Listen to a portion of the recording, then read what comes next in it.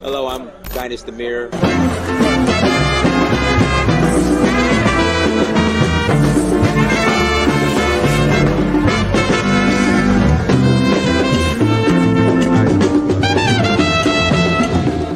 So I reached out to another friend of mine. I said, look, I need to go on vacation somewhere. Where should I go? He said, go to Africa.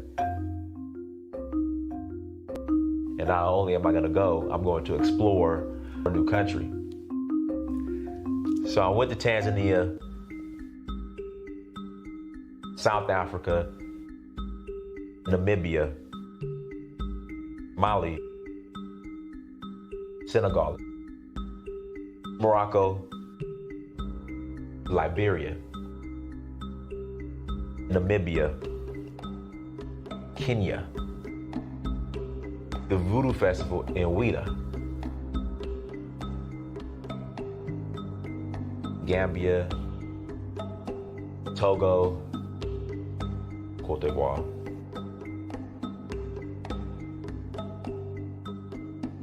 Sierra Leone, Ghana, Nigeria. It's been a beautiful experience, just learning more about our culture, our indigenous culture. So Uhuru means freedom in Swahili. I'm in search of my roots. In finding that, I would experience my Uhuru, which is freedom.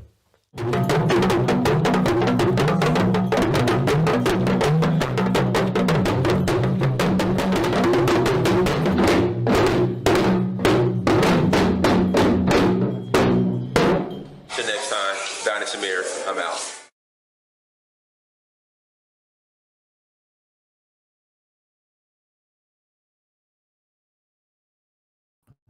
Peace, family. I hope all is well. I hope your Wednesday, today's Wednesday, right? Hope your Wednesday is going well, guys. Do me a favor, hit that like button again. Please hit the like button, also share and subscribe. Tours, we are rolling to Sierra Leone. We are rolling to Sierra Leone next month. Y'all, we're rolling next month. We are rolling to Sierra Leone next month. If you want to join us, please go to donfo.africa. But before I get into details, if you have not bought the documentary, In Search of Uhuru, please go to search for Uhuru.com. Please go to search for Uhuru.com and buy the documentary. Again, please go to search for Uhuru.com and buy the documentary. Listen, everybody in the chat room who disagrees with me after, I get into the topic, you're more than welcome to call in and prove me wrong. You're more than welcome to call in and prove me wrong. Okay? So again, I will put the link in the chat room in about an hour. I will put it in the link in the chat room in about an hour. But you guys need to hear me out because listen, Kanye has a point, and I'm going to get to why. All right. I'm not buying his shirts. I'm not saying go buy a White Lives Matter shirt. You won't even see me rock a Black Lives Matter shirt. But you guys are missing the point of what Kanye is saying and what he said. All right. And we're going to get into that. But go to searchforhoover.com and buy the documentary. Again, go to searchforhoover.com and buy the documentary. Also, visit donfo.africa. Again, visit donfo.africa. We are rolling to Sierra Leone in November. Citizenship is available to those who qualify. Again, citizenship is available to those who feel better, King Joseph. Feel better. But go to donfo.africa.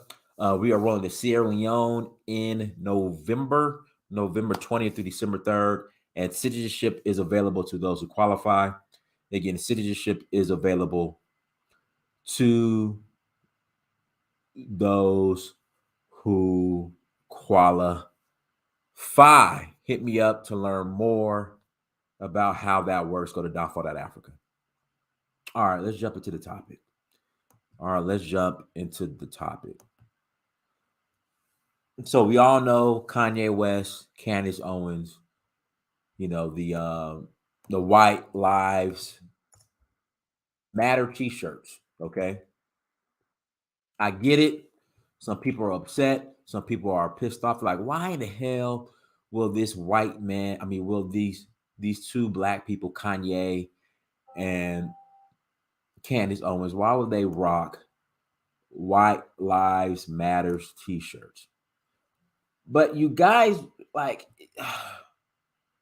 see, you guys are kind of missing. You guys missed the entire message. All right. Again, you guys kind of missed the what all he was saying. All right. So here's the shirt. White Lives Matter. Oh man, we gonna bum rush Kanye. Kanye is a coon. Kanye is this. Kanye is that. I ain't never gonna support anything Kanye says. But Kanye also followed it up with Black Lives Matter is a scam. But all the celebrities, all these talking heads, they completely ignored that. Now, do I agree with the Black Lives Matter shirts? I'm sorry, do I agree with the White Lives Matter shirts? No, I don't. But my thing is, okay, how can you be this outraged over a shirt? Again, how can you be this outraged over a shirt? But literally, you have an organization, Black Lives Matter, who was supposed to be fighting racism, white supremacy, was supposed to be fighting the system of racism or white supremacy.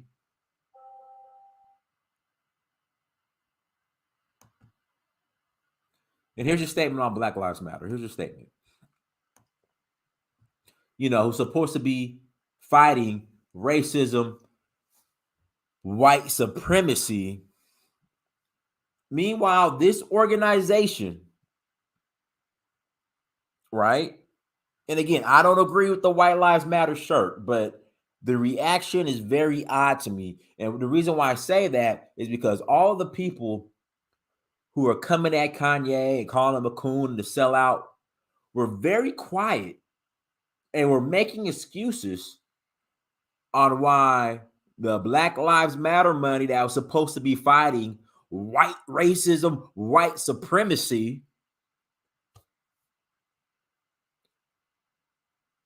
is being used to acquire real estate in the most whitest, exclusive neighborhoods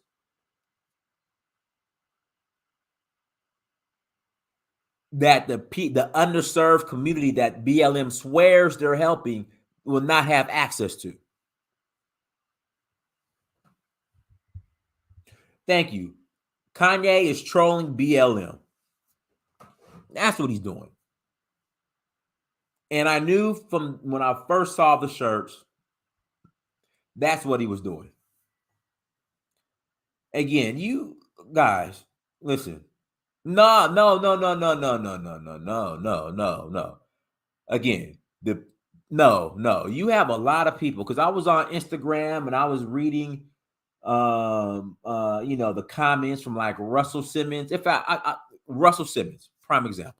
Russell Simmons was defending BLM.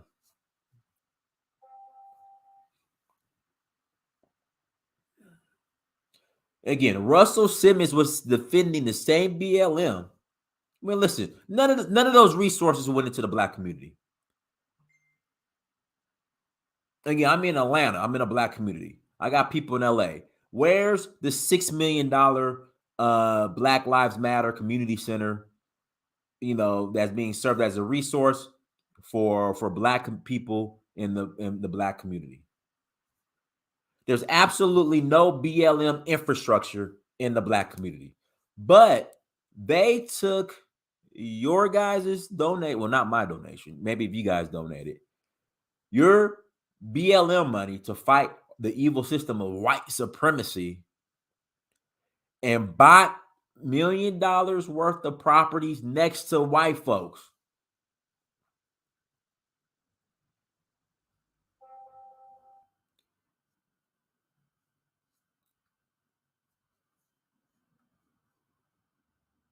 I'm just saying. So you're more upset because what's the excuse, man? Okay, here we go. Whenever you bring up black on black crime, well, because we ain't got no resources in the community, we ain't got no resources. We ain't got no resources in the community. That's why black folks can't stop killing each other because we ain't got no resources in the black community. Okay. You have an organization, Black Lives Matter, who raised $90 million.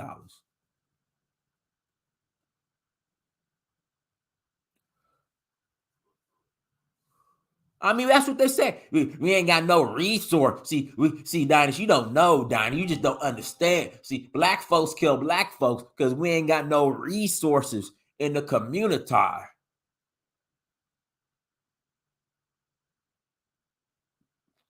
We ain't got no resources. See, the white man put the white man put cocaine in the community and guns in the community. And since we didn't have no resources, we had to cook the drugs up and turn it to crack and distribute it amongst our own people. And then as far as the guns, we just didn't know what to do with them. So we just decided to take the guns and point them at each other. That's what I've been told. So you had an organization who has raised millions of dollars that is supposed to serve the underserved, and none of that money went back into these communities. Instead, they took this money. And invested it in all the same white supremacist capitalists that they swear they hate. They took this money and invested it in these white capitalist communities. You can't make this up. And so my thing is Kanye West wrong? Yes. Do I agree with it? No. But I'm looking at the reactions. Rennish, you can call in. I'm looking at the reactions.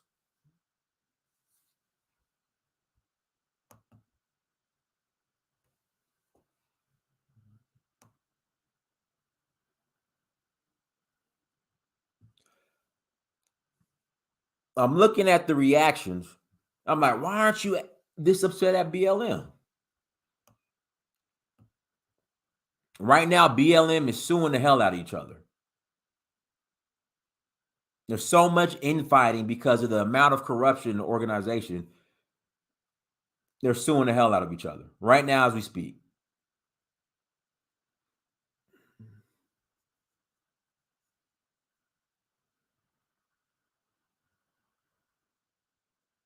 Okay, we'll jump right into it. I'll put the link in the chat room. Links in the chat room.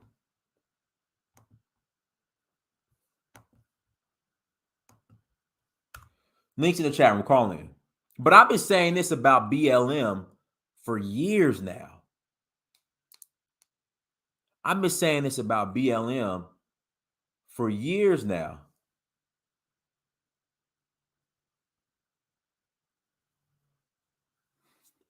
So yeah, it was a shot at Black Lives Matter.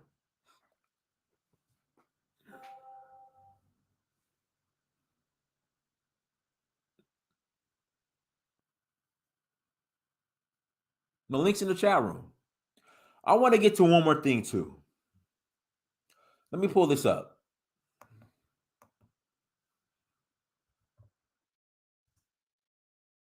Guys, do me a favor. Hit the like button. Hit the like button. Hold on one second.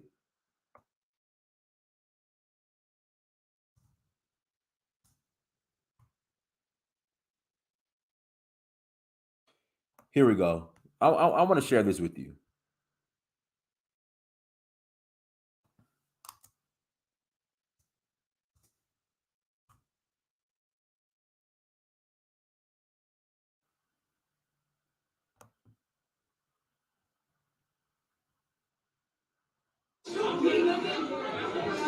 Okay, hold on. Let me share this real quick. And this one right here shocked me. This one right here shocked me. And this is the Kyle Rittenhouse situation. And I want to play this. And let me give you the backdrop. So Kyle Rittenhouse is at a Black Lives Matter protest. In fact, let me back up. Joseph, what's his name? Rosenbaum. Joseph Rosenbaum is at a Black Lives Matter rally. One of the guys that Kyle Rittenhouse shot in self-defense. Joseph Rosenbaum was freely yelling nigga, excuse my language, at a Black Lives Matter rally. He confronts Rittenhouse, gets shot. Rittenhouse is free, and black folks are up in arms. Never, the first time in history have I seen black people so upset over a white guy murking another white guy who was yelling nigga at a Black Lives Matter rally.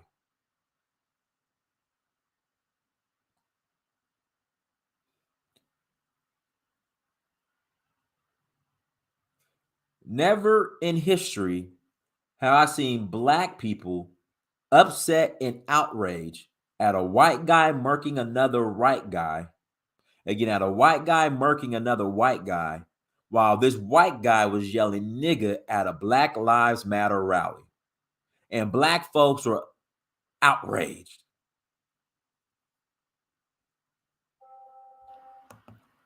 Hey, roll quote. Thank you for super chat. Dynast is right. Ye troll liberals that put BLM's BS on the front street. Now we just need Candace to drop her documentary exposing them. Who did? See, here we go with see comments like this is the problem. Here we go with the propaganda. But who did he shoot? This is one of the guys he shot right here who black folks was just outraged about. Hold on, let me and he was doing this at a Black Lives Matter rally. Hold on.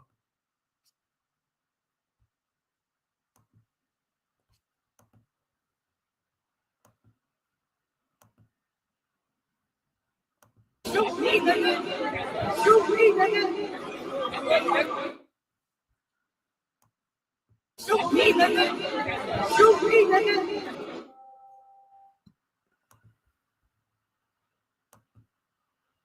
Now, I want you to see something. Look at the black people right here watching him. Look at the black people right here watching him. Black man with a big ass afro. This black guy right here, the black guy with a big ass afro is sitting here recording this white guy yell nigga at a Black Lives Matter rally. I mean, you can't make this up. White lives matter.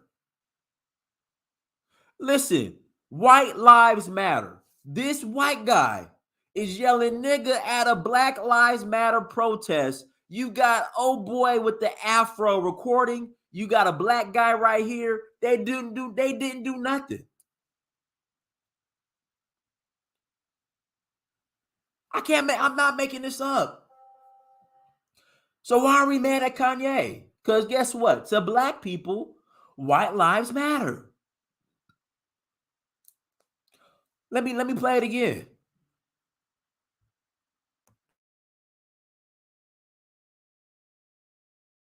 Shoot me, nigga. Shoot me, nigga. Shoot me, nigga. Shoot me, nigga. Shoot me, nigga. Shoot me, nigga. Shoot me, nigga. Shoot me, nigga. Shoot me, nigga. Shoot me, nigga. Shoot me, nigga. Shoot me, nigga. Shoot me, nigga. Shoot me, nigga.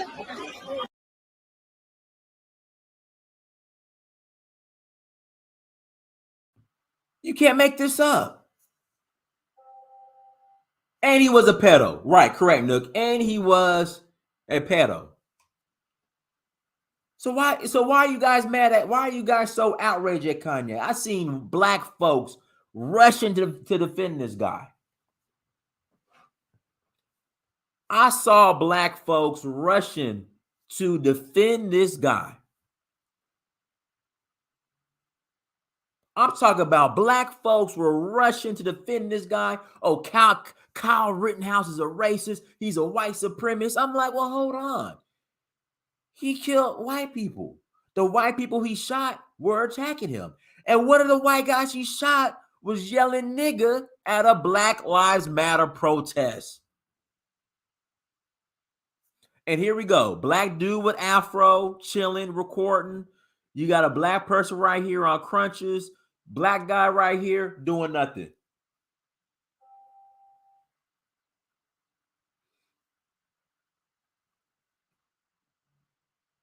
Doing nothing.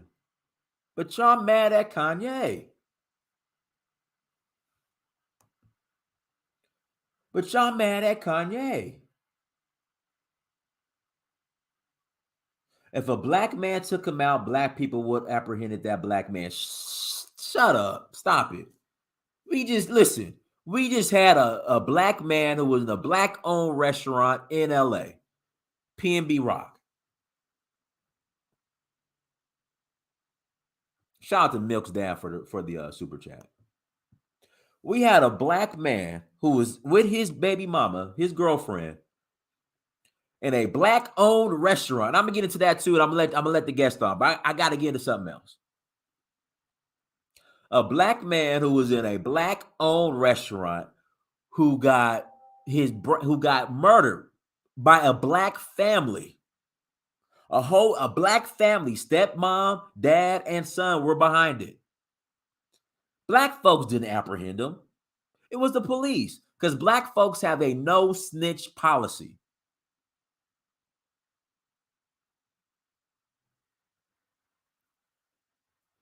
Another rapper was killed in Koreatown, LA today. Yeah, was it by a white supremacist? Or was it by somebody that looked like us? Well, I gotta play this one more time, but I'm gonna let people on. Hold on. Shoot me, nigga. Shoot me, nigga. Shoot me, nigga.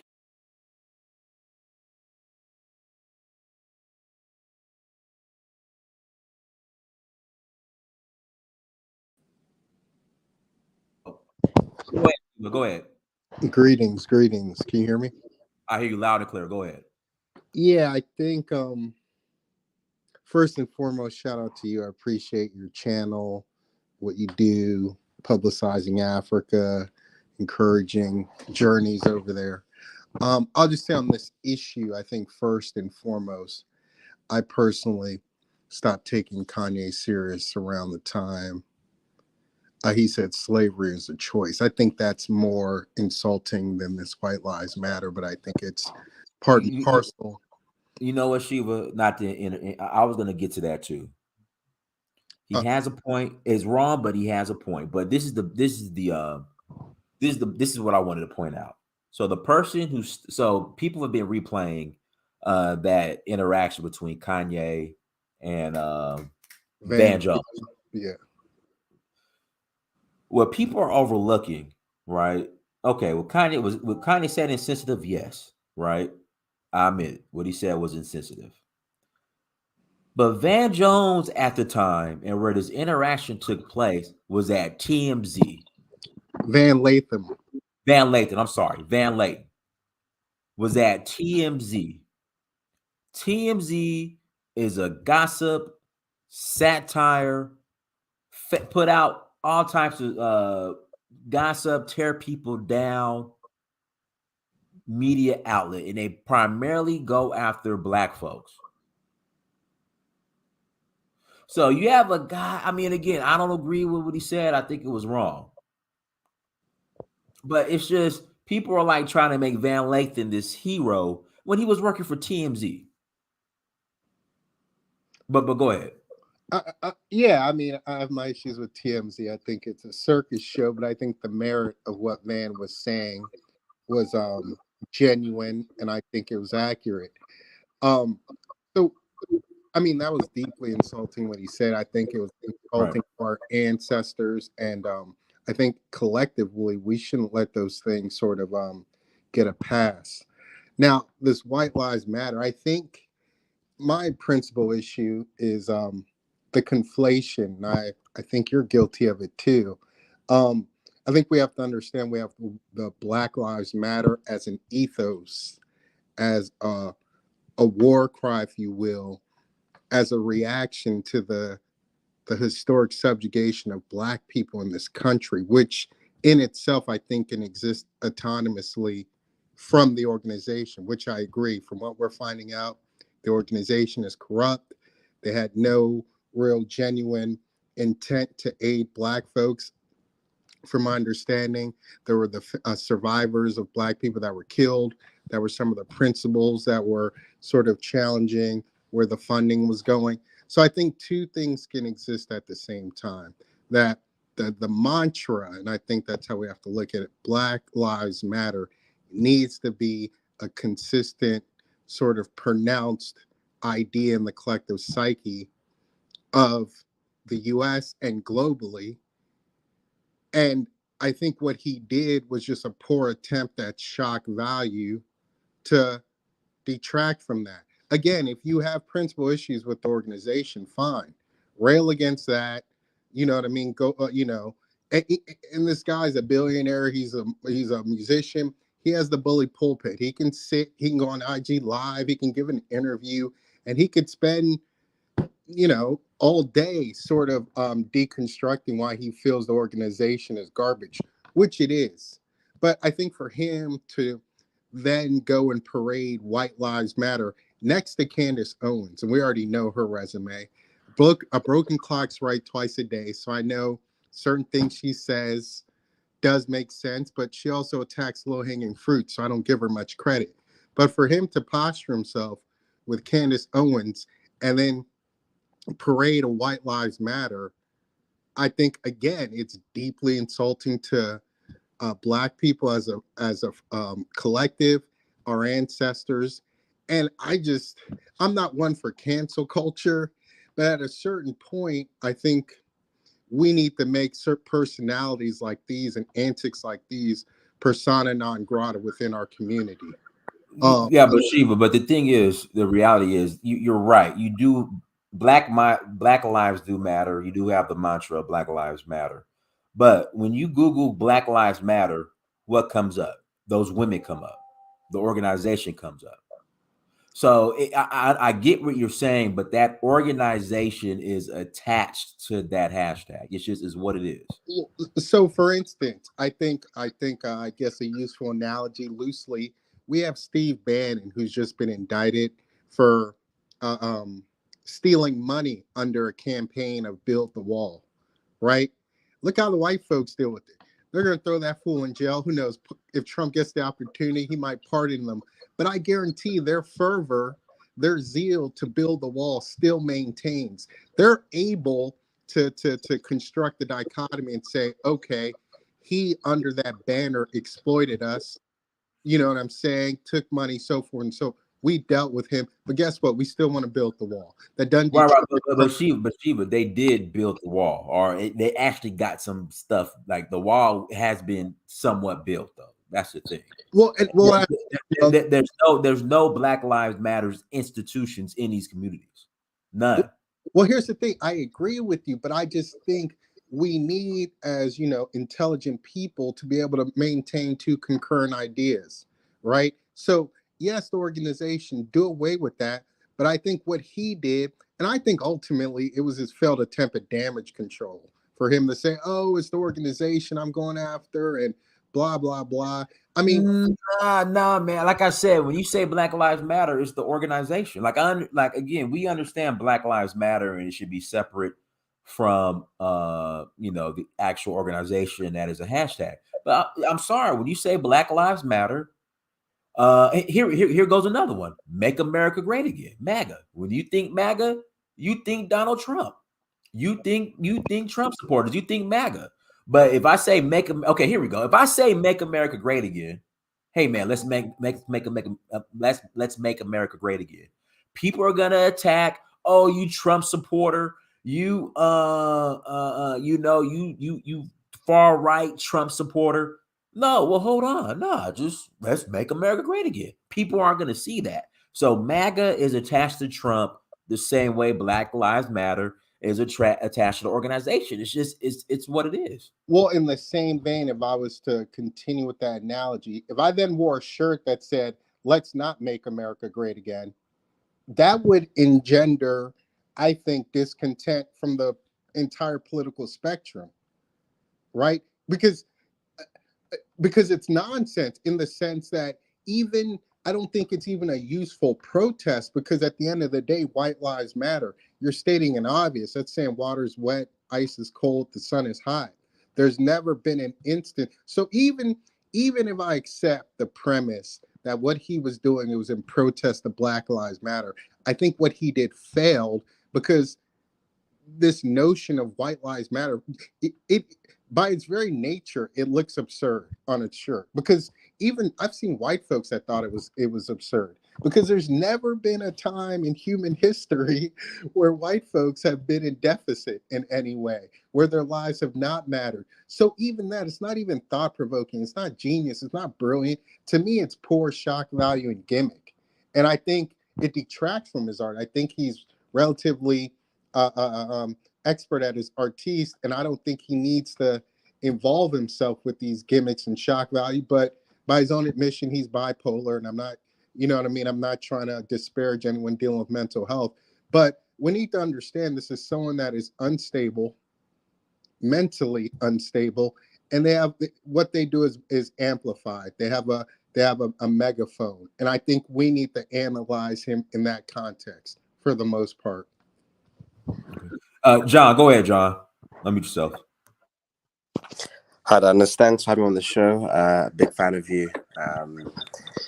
Yeah, just in regards to what you said, I think we as Black people, we need to get serious. And I think this mantra and this sort of notion of Black Lives Matter, we need to dig deeper than surface level. And I think you made a good point in saying that, the figureheads, the three women, who are the leaders of the organization, what have they done with the money? What have they done to reprimand Black people who are deemed to be oppressed? Nothing. They buy mansions in the white, right areas. They're not investing in Black community, into Black people, Black businesses. And I think, like you said earlier as well, we as Black people, we're doing more harm to ourselves than white people are. And when is the time when we look in the mirror and say, you know what, Black Lives Matter, yes, but let's look in the mirror first before we start pointing the fingers, because we are the ones who are doing more damage to ourselves than white people. And I myself, I'm Tanzanian and South African. I lived in the UK for about 5 years, but I'm happy to be back in the motherland. And I've been watching your shows for 4+ years, and I love your drive to open our eyes to people in diaspora of what Africa is all about. And I think also being here, it also opened my eyes as well, to not just have a blanket over my face and to be a Joe Biden, Kamala Harris supporter, but to understand further what is being put in our faces and what we as Black people can do to elevate ourselves instead of just pointing fingers. Oh no, you're a racist, you're a Trump supporter, Joe Biden, Kamala Harris. And I think once we do that, then we'll actually start to see progress, and start to see Black communities as a whole improve instead of pointing fingers and blaming other people rather than looking at ourselves in the mirror. Kindness, can I say one more thing? Go ahead, Sheila. Again, we live in the United States of America. These are 3 Black women. From my understanding, this was a legal business. I think we need to let the dust fall where it may. If there is, And Sheba, and that's the problem, and that's the issue I have with all these entertainers because they're give and again, they what they did was probably legal, but I mean, this is something that's been going on. You know, we complain about the pastors. The pastors come in the community, they get all the money, you know, some seldomly reinvest in the community. Now they're doing the same thing. And it's just we want to dance around it. They play Black Lives Matter played us. And I was saying that for years. And it's just the amount of dancing and excuses that the black community, especially black entertainers are making for this organization. It's like leave Kanye alone. There's worse shit to worry about. But I go ahead. what I was going to say is if there's any criminal conduct, which possibly there might be within this organization, I think they'll be proverbially hung in the town square.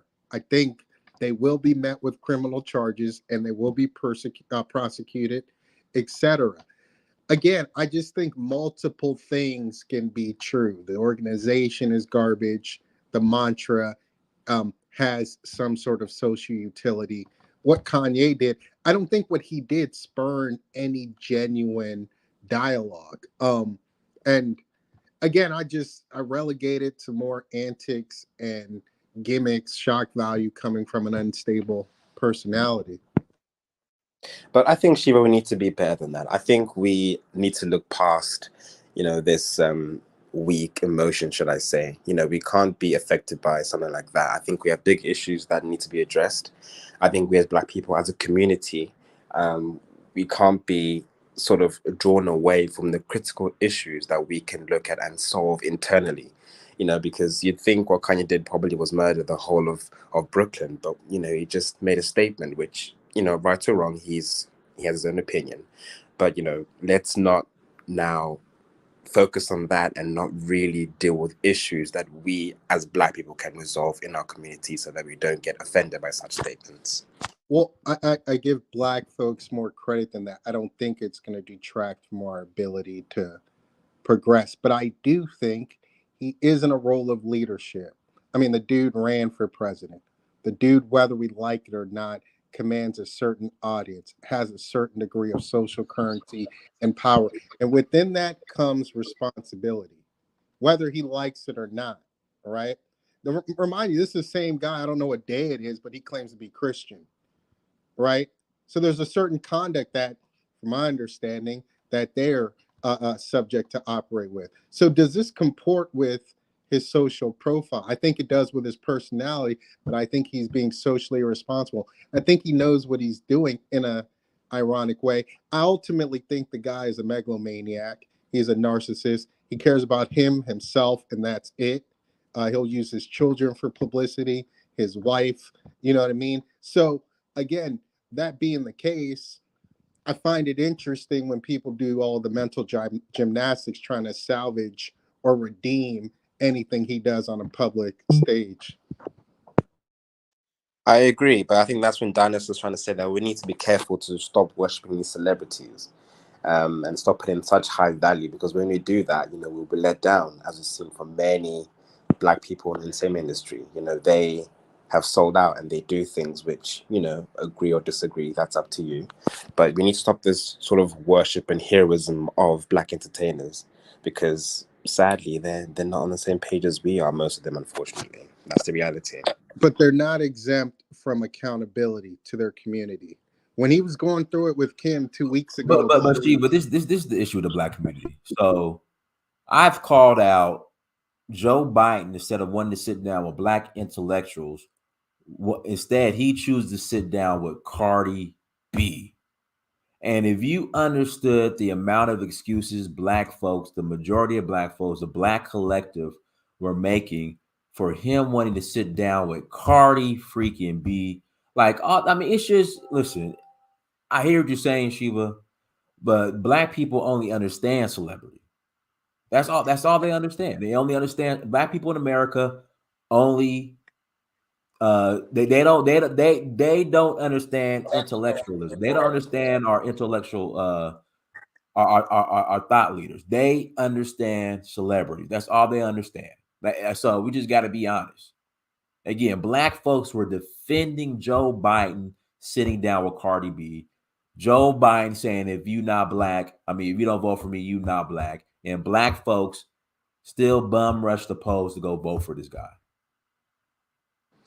Exactly my point. And that's it. And like Dance is saying, how many excuses have you heard for Joe Biden, sitting down with Cardi B, outrageous comments, shaking hands with no one standing behind him. And it's just, we need to be really careful where the options and be serious as a community so it can drive forward. Gas them up. Go ahead. Hey, what's going on, Dennis? I can hear me? We hear you. Go ahead. So yeah, look, I'm not gonna touch too much on the guy Kanye. Remember yesterday I was on the platform and someone said, "Is Denzel a derelict? Is Will Smith a derelict?" You remember that yesterday, Dennis? They were asking that question. Right. And I said emphatically, yes, they're all derelicts. If you are engaging your time and your energy and your effort to black celebrities, no matter how much you root for their team or how much you like them, excuse me, they're wasting your time and you're wasting your time. And this is what Kanye West is doing. This is all distractions. There's so many things happening in the world.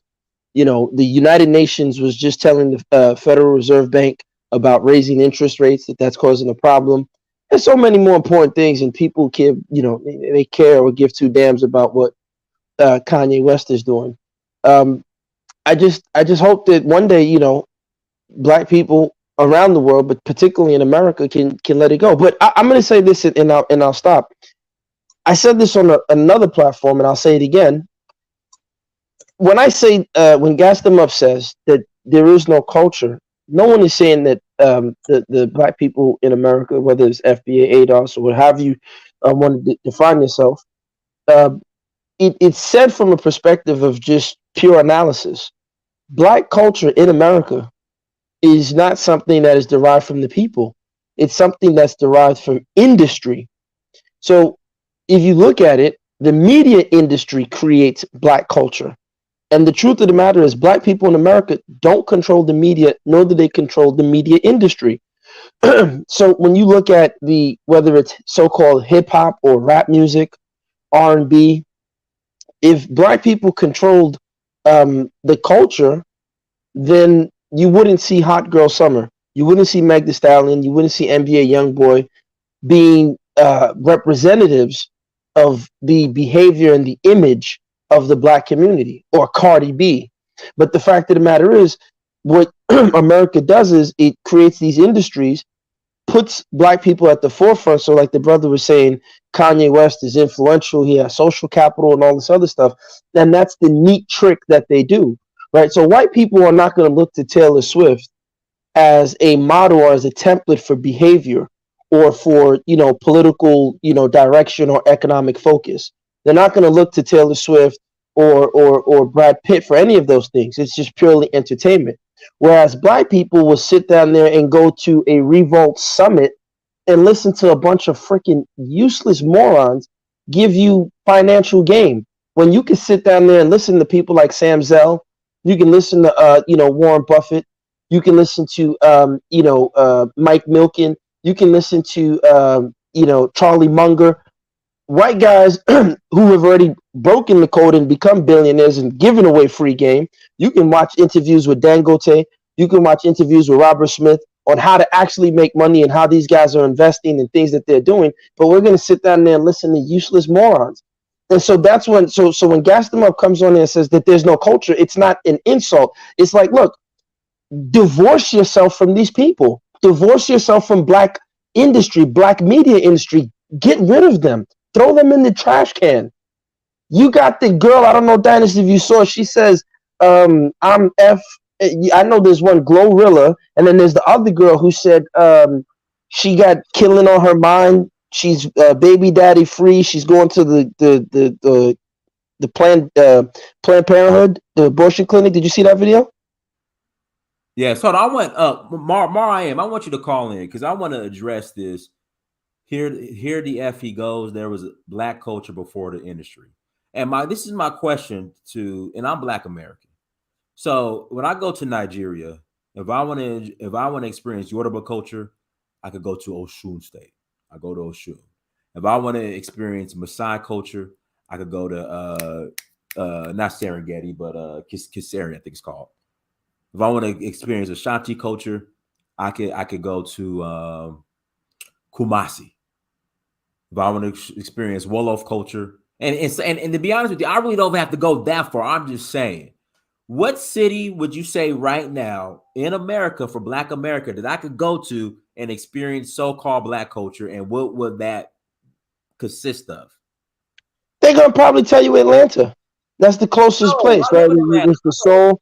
I No, don't know. I'm just saying, but that's what people would say. Oh, it's Atlanta and Fox Soul or some nonsense. But think about it. Fox has always presented black people in a negative image, yet they got Fox Soul. And Ice Cube had to sit down with black women on Fox and all this other nonsense. And it's just like, man, look, until you divorce yourself from these people and throw them, whoever that is, please mute your mic. Whoever that is, please mute your mic. Devon, whoever that is, Oh, sorry Devon. about Yeah, thank you. Until you divorce yourself, and that's going to be hard. I've said it all the time. It may mean you no longer deal with your cousin. It may mean you no longer deal with certain family members. It may mean that your favorite Jay-Z CD got to go in the trash can. That's okay. You're not going to die. Let them go in the garbage where they belong. That's all I have to say, man. Just throw them in the trash. And the thing is, I want to say this. Okay, people are naming the cities. So, but still, with all that being said, why is this hip hop culture, the dysfunctional hip hop culture, put out front as Black culture? People are saying Savannah, Galveston, Texas. Somebody said Charleston. That's more Gullah Geechee. Memphis. Some people are naming some cities, but still, why is hip hop culture put out in the front as Black culture? That's the trick. That's the trick that the West is using. And I said that a few weeks back. I said, and again, we know Africa has its problems because this is what they're type of comment. But we know that Nigeria's super messed up. We know that Africa's a shithole, as Trump said, right? We know that. No one's talking about that, but we're talking about America. And unfortunately, it's like you said, Mariam. It's just unnecessary defensiveness. Nobody's insulting black people. Gaston Rupp already told you that jazz music, what the creation of jazz rivals that of ancient Egypt. We know this already. So Right, bam, bam, bam. So yeah, where can I go experience? People in the chat, where can I go experience jazz music? I guess New Orleans would probably be the closest place right now. New Orleans, But why is this deadly clown music put out front in front of jazz music? but you see the trick, right? You see the trick, and so the trick was back then. Jazz music, black people had control over their culture, and that's why Dubois is very critical because he wrote that book, The Philadelphia Negro, which is implying that different black people in different parts of America had different cultural expressions. There was not one universal blackness. But right now, this hip hop black culture thing, all the kids sound the same, Dynast. They all say on God, 12, folk them, or folk them grave. They all talking the same. They all saying capping. Whereas when we were coming up, everybody was different. You wanted to be, it was a sin to be a biter. You didn't want to copy somebody else. But now they've universal, and that's why you got Rachel Dolezal coming out saying she's black. That's why the Catch Me Outside girl can come out and say she's black. Because blackness is something that you perform. And as long as you pull your pants down and you say, yeah, oh God, on folk them, and you do all this stupid nonsense, or the girl come out and say, I don't give a damn, and they talk like this, they can say that they're black. And it's like, no, throw these people in the trash can. And when you throw them in the trash can, now you can start to, trim the fat. But I'm going to keep quiet. I know the other brothers being patient. Sekou, go ahead, Sekou. Yes, thank you very much, Dynast Amir. I'm happy to be on your show, Search for Uhuru. I've been following you for years. On what I want to contribute to this discussion, first of all, I want to say I'm continental African, and I'm not an expert on African American history and culture. I can only contribute. I can be an expert of it because the African American experience is unique, and they have the final moral authority on their culture and history. But I think it's very disturbing, like what you pointed out, Dinah. I mean, I agree with you that the ruling class in America continue to speak to the hip hop group as if they represent the black culture in America. They silence the intellectuals. They know where they are. They know who the black American intellectuals are. They know what they represent. They know their philosophy. So they go out to these people who don't really have a culture, who are on the street. They are living what I would just call hustler culture on the street. And they go to these people and who are following trend. Any trend that come up, they just pick it up. Nobody go to Eminem to come and represent the white man culture. Nobody does that. Nobody calls Eminem to come and talk about the Greco-Roman culture or what white people represent in America.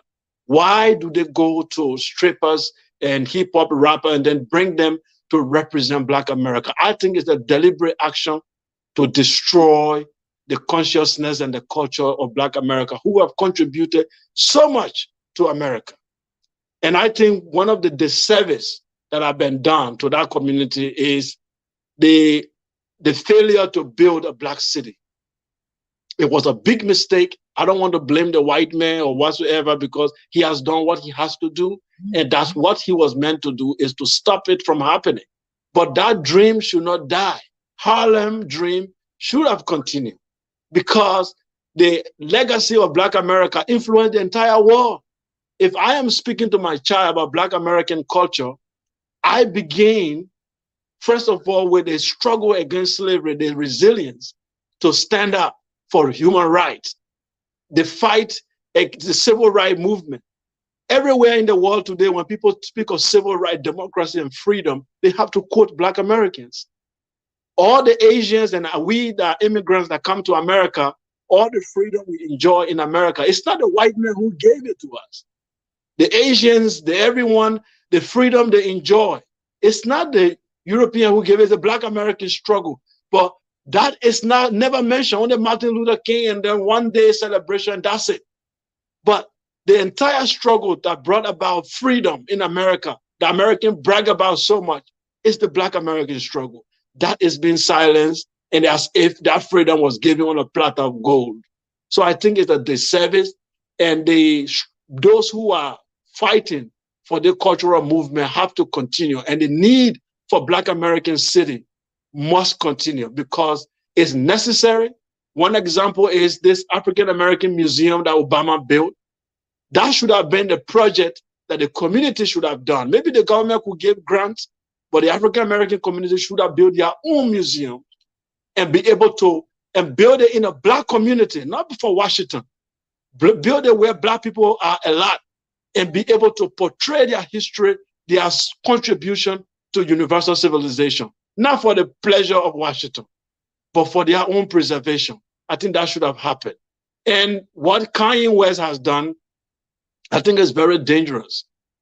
And if there is no consequences from Black community, that when someone come out of your community and betray you like that, or try to sell out like that, and there is no economic, political, and social consequences, then there is a problem. Because white people, if you betray the white race, or you do something that will threaten their existence or their philosophy and dream, they sanction you, they boycott you. They make sure that there's economic and political consequences. But people do things in Black community and they go free of charge. And I'm surprised that is happening. That's all I wanted to say. Dinus, you muted your mic. Your mic's muted. Listen, I want somebody to call in and explain what I'm about to play right now. Hold on one second. Oh, hold on one second.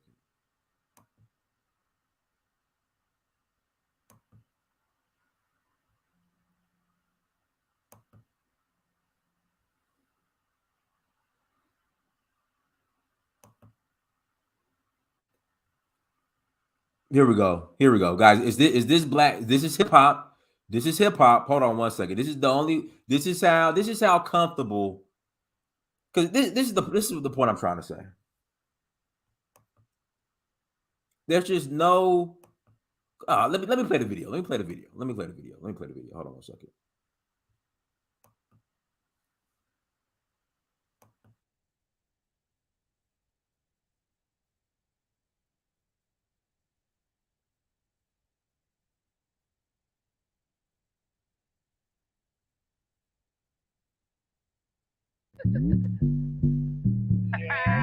Trey Tracks, I think we got one.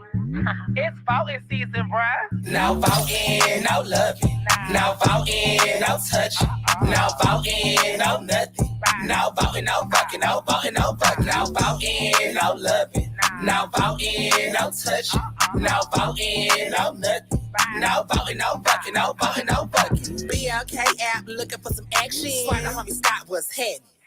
Face is a 9, abs a 10, D is a to be determined. He got mad jokes, he don't seem broke. The only red flag is that he don't vote. This midterms for all the single cute. Wanna hit this booty, gotta do your civic duty. No voting, no loving. No voting, no touching.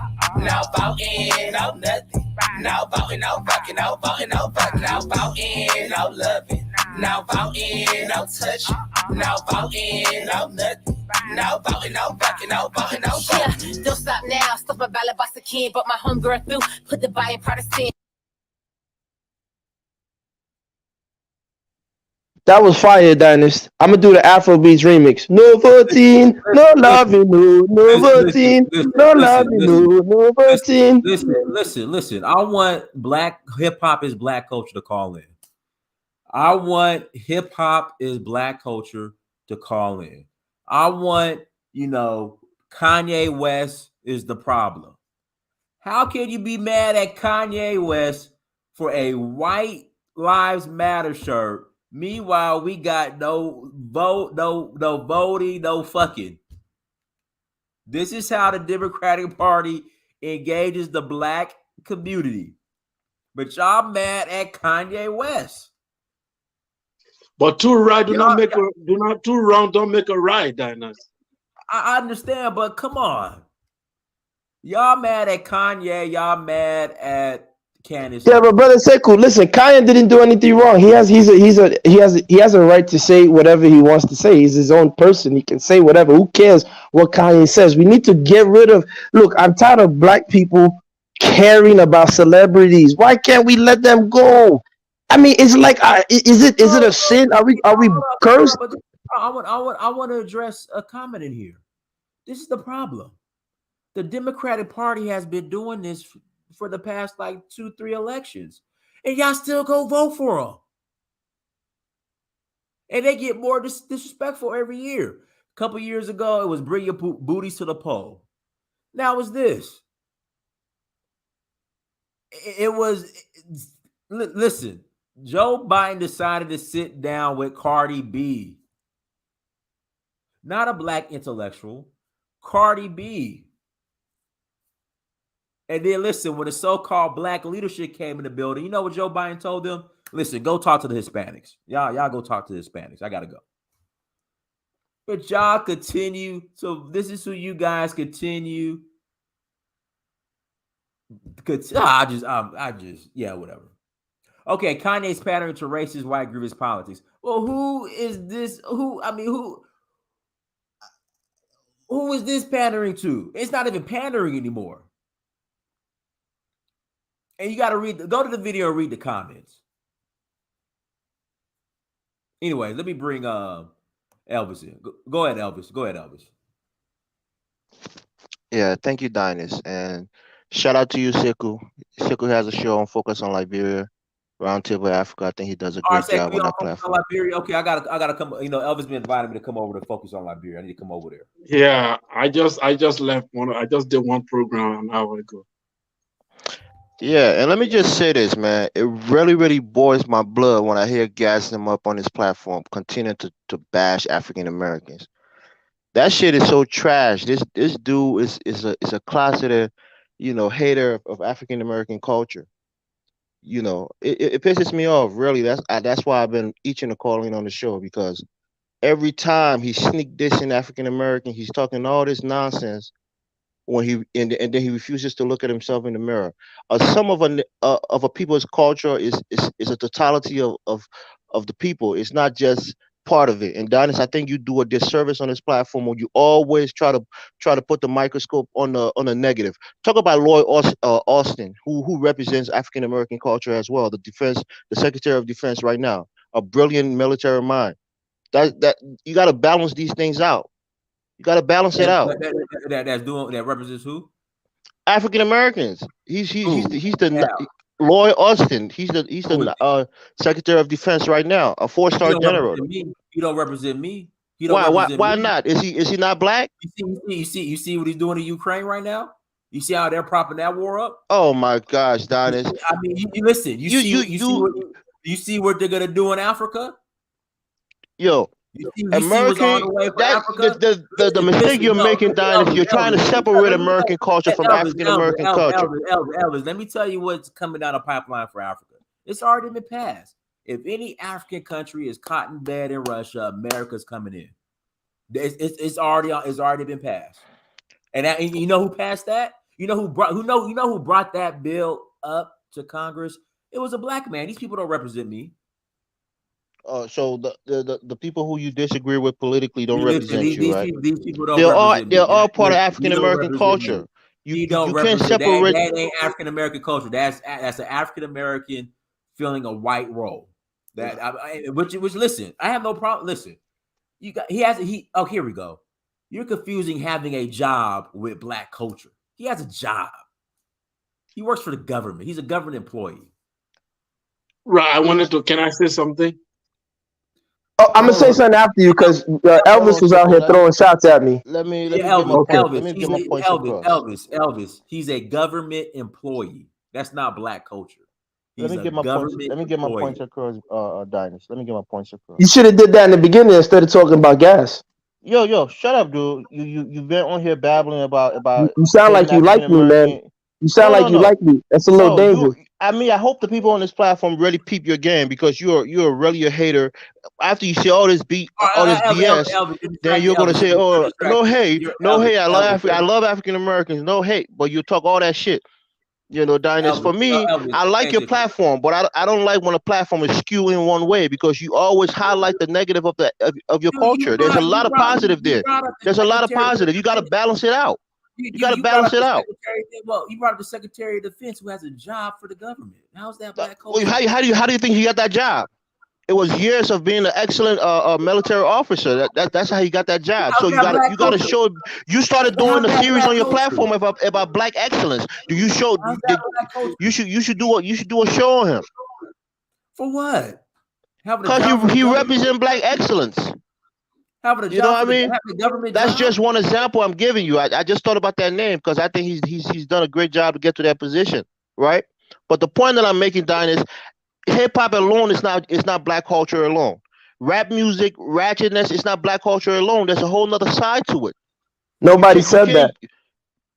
That's what you guys always show when you say, "Is this black culture? Is this black culture?" Do you go to the other side of it? People who are doing great things in their community, people who are doing great things in business, and ask if that's black culture. We talk about Elvis. I'm gonna tell you why. Because listen, whenever I go to Africa, I say I'm going to Africa. You know, my black Americans friends tell me, they say, "Dynas, the Africans want to be just like us." You want to know what I see that's being exhibited in Africa that makes Africans want to be just like us? Sagging their pants. What's up, my nigga? And listening to the 50 Cent. How is that? Like, how am I supposed to be proud of that? And then when I give that, and then that's the example that black Americans want to use when they say that people want to be like them.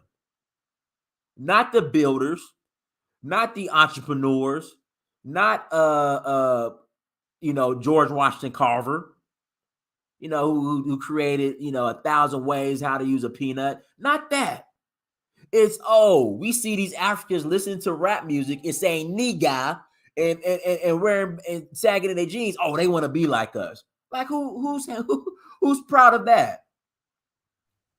You think there isn't degeneracy in our African culture? You think when we try to show you what Yeah, African but culture, we talk you about think we show degeneracy you in that part of African it? culture, Elvis. Stop coming on here and caping for African Americans. They're not gonna like you any harder. They're not gonna Who's like you caping? any harder, man, because Who's you sitting caping? down there kissing their Who's butt. caping? They're not gonna Who's like you. caping? Listen, go back to Nobody's your kissing their village. butt. Go back to your I'm village somebody. and hug Yo your yo yo grandma. yo. Go Be back to your quiet, bro. village and hug your Be grandma. quiet. That's what you need to do. Let me get my 5 minutes because you've been on here talking a Nah, lot. yeah, no, hold on. Let's say cool energy. Go ahead, say cool. Yeah. So, Elvis, I think what we are having here is a little bit complicated because it's a historical problem. I think we should distinguish between Black American culture from the culture and the political view of the United States. I think we should be very clear about that. The United States is a system built by white Anglo-Saxons who were about to conquer the world, and they have their own philosophy. Yeah, Black America they are citizens of the United States. So in one way or the other, they can detach themselves from the entity called America. We must agree on that as well. That's the But point I now was when it making. comes to exclusively their culture, because there is Spanish, there are Chinese, there are a lot of people in America, and each of them have their culture. So when it comes to Black American culture, for me, I take it from the history because culture is the expression, the worldview of a people. So Black American, when it comes to language, there is not a spoken language like the Spanish to say, this is Bro, their language. are you taking away slavery and their I'm culture coming. being stripped away from them? Are you taking that away from them? I'm not done. The language has been stripped away through the historical process. So we know that it has an effect, whether we like it or not. That has consequences. So now we come to the issue of the other aspect of culture, which has to do with beliefs and all that. It is the church. The current Black American community was born out of the church. Music, singing, that came out of the church, the Black church, the African church. They used to call it different names, but it was out of the church. The ancestors there were trying to survive, and the church was helpful at that time. Now, when we come down to 60s, we see that there were different views coming. There were those who wanted to break from the church. There were those who wanted to just create a street culture.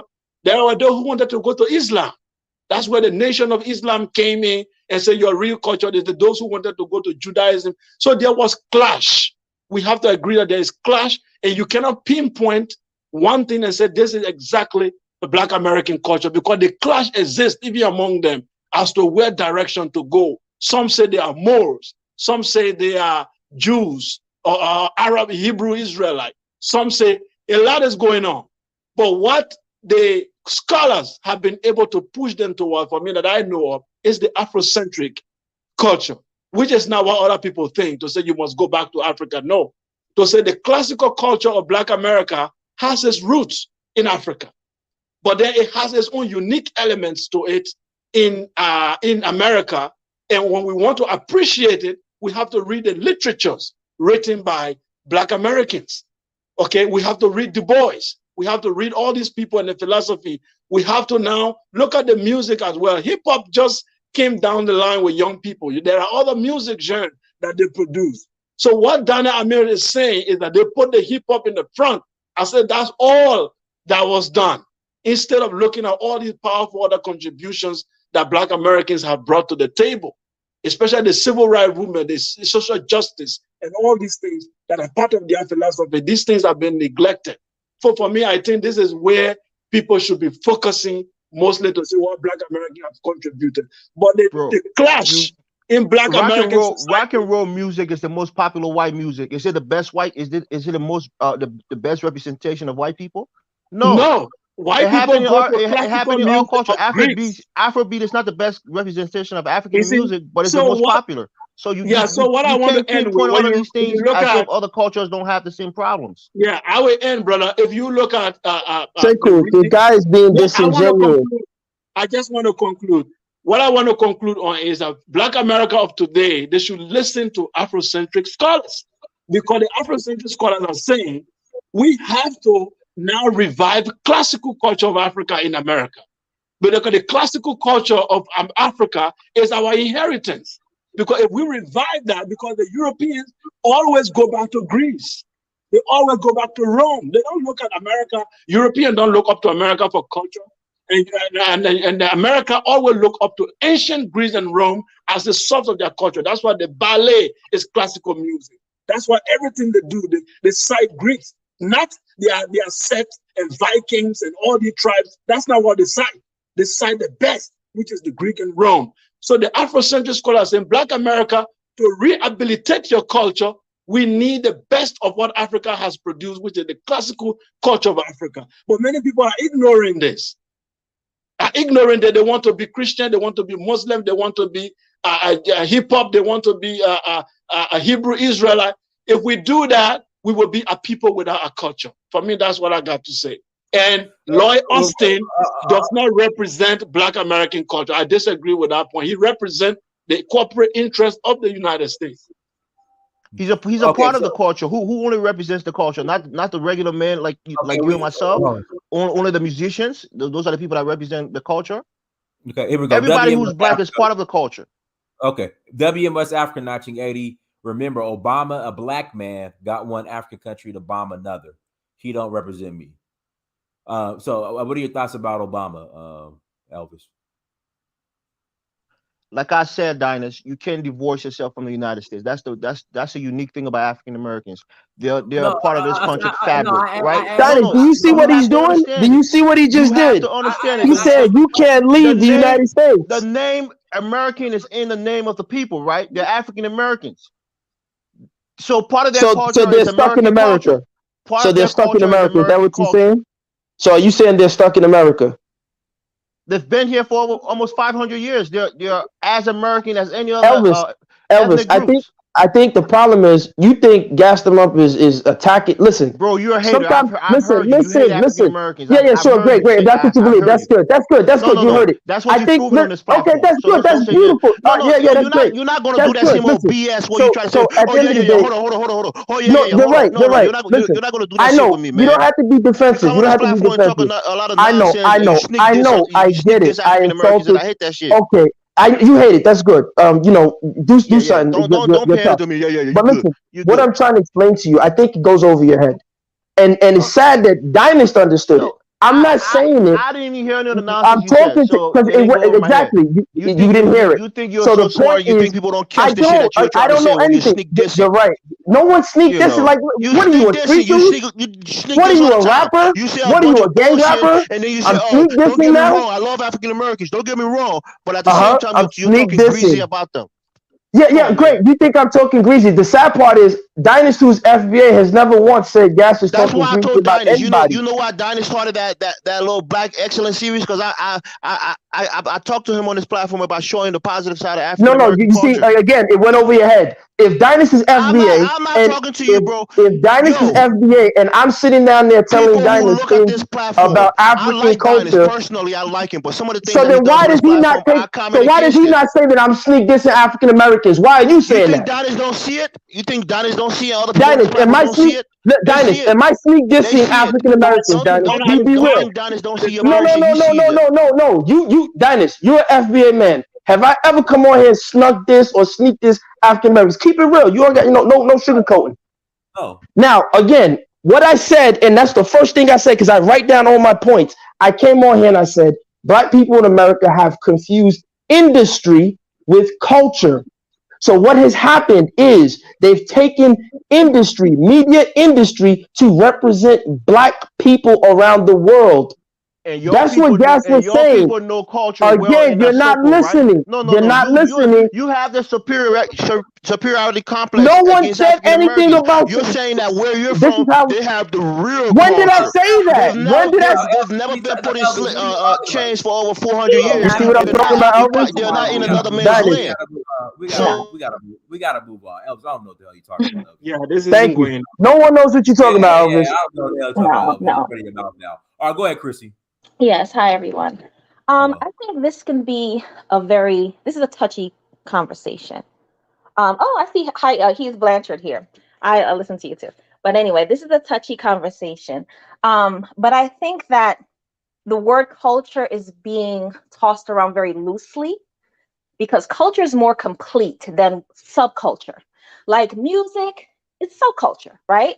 But culture is consistent of just not music, it's food, language, traditions, beliefs, and a set of rules and regulations that majority of a group of people are willing to live by, in addition to how they engage one another, man to woman, or elder to child, etc. So it's not a job. It's not. Chrissy, sorry to interrupt. I'm glad you brought that up. So when I'm in Nigeria, all right, women kneel. Not like if you say hello, they say hello, sir, and they kneel. They ain't doing that shit here in America. Right. They not doing that here in listen, I'm in Atlanta, the so-called Black Mecca. I brought this up before. If I say hello to another black man, they grilling me now. Like they look at you like you crazy.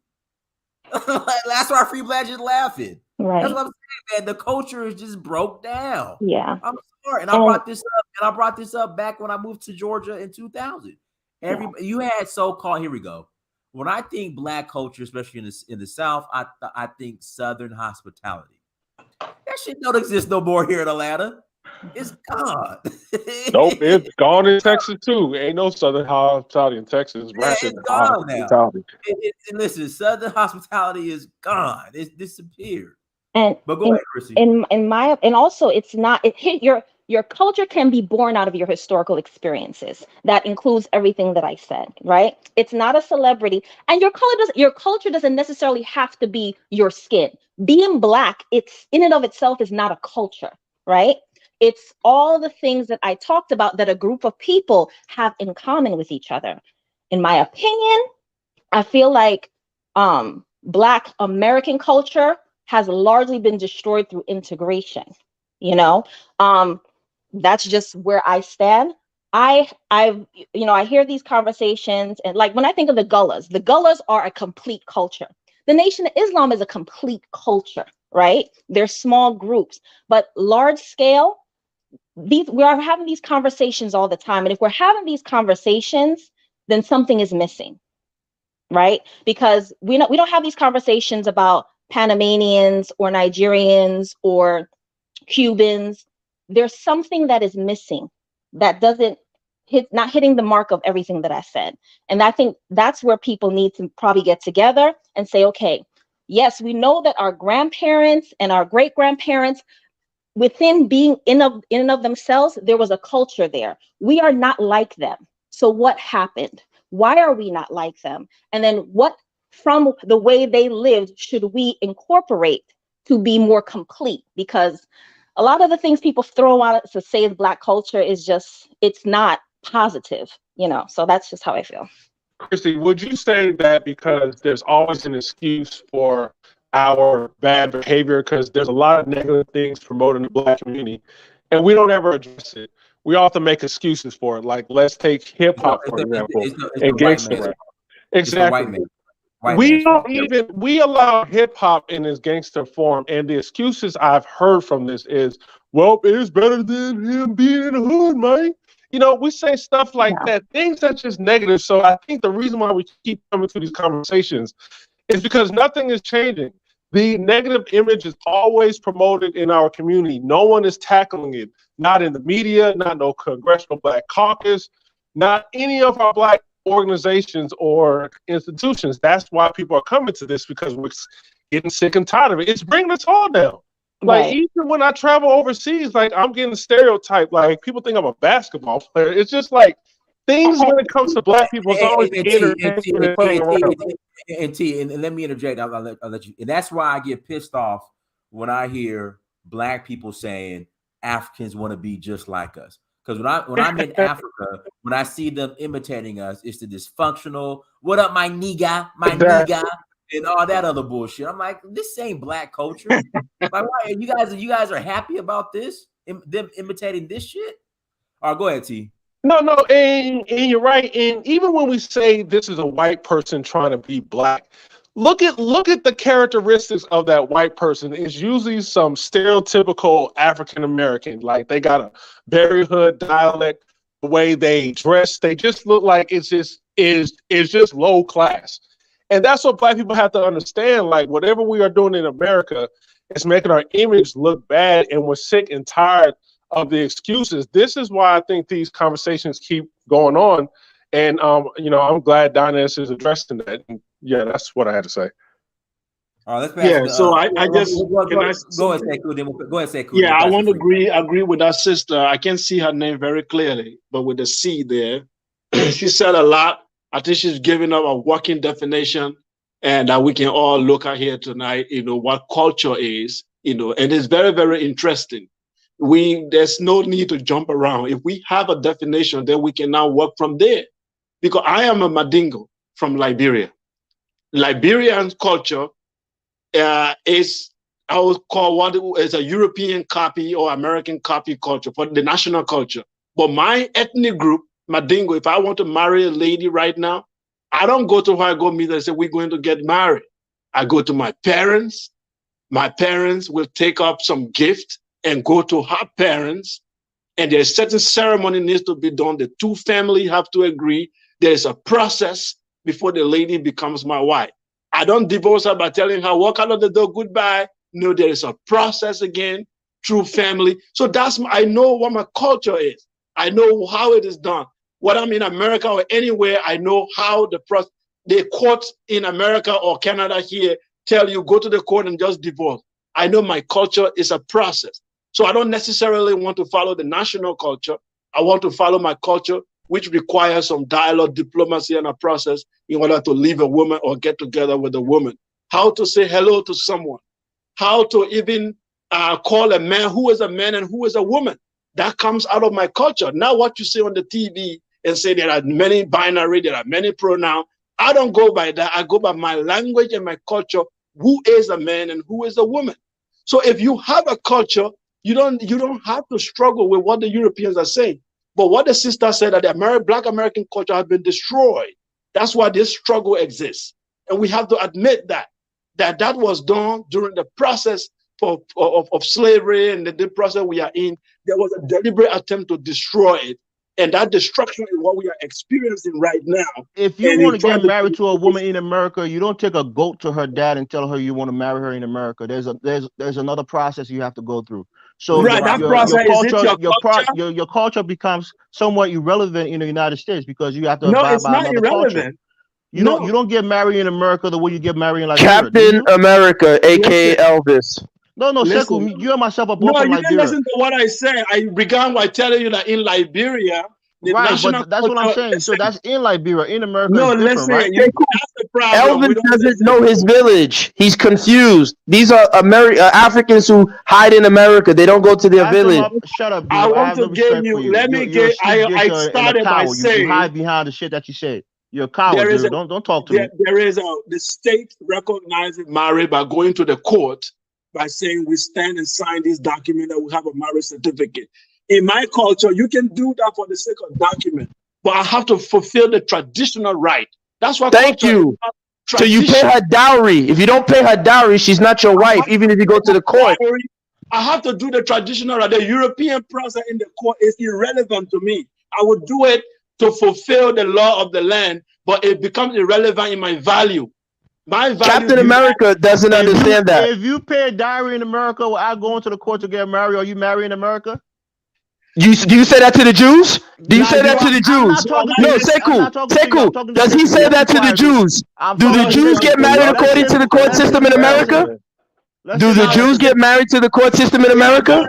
Let me tell you right now, the United States can consider a lady to be my girlfriend, or we are not married at all, but within our culture, we are married. What the state thinks is irrelevant to our values and our culture. That's what you need to understand. America does not believe that Jesus rose on the third day. America does not believe that Muhammad is the last prophet of God, but there are people there who believe in that. So you need to understand your values can exist within the state. The state can have its own principle. You can have your own culture and your value within the state. That we are saying that the Black American culture, unique to them, has been destroyed. How many things of the Mandingo culture do you bring to America? Do you go kill cows in your backyard and drain the blood? Do you do that? Do you say that to Jewish men in Central Park when they cut the chicken? That's part of the culture, right? All of those things that we do. We kill chicken when we're doing the feast. We do this and we do that. We don't do it in America because we know the law. Yeah, can I respond to him? Can I respond to him? Well, what's the, hold on. Okay, well, hold on 1 second, Elvis. There's no law saying that you can't slaughter a cow and drink the blood here in America. Go do it, Donis. You got. I'm sure you got a backyard. Go get a cow Yeah, and kill it in your backyard and drain the blood. Well, I mean, there's no law saying you can't do it. Go do it and see what happens to you.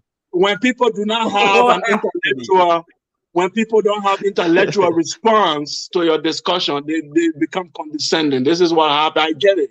Now, there is nowhere in Mandingo culture. I was born and bred a Mandingo man. I've never seen nobody in my culture slaughter and drink a cow or whatever. I didn't say drink. I said drain the blood. I have never seen that. And if you have one book on Mandingo culture that says that, put it up. Captain America knows all about Africa. Free Blanche. Go ahead, Free Blanche. Go ahead. And so what I'm trying, I just wanted to conclude this person. I was trying to make a very important point, and this person just came up with distraction. What I'm trying to say, culture is important, and the reconstruction of Black American culture is because your survivor, believe it or not, depends on your culture. Because if you don't have a culture, there's the solidarity that you're looking for. You can't get it. You are not going to have that solidarity, natural solidarity among yourself by just marching. There has to be a culture in your that binds you guys together.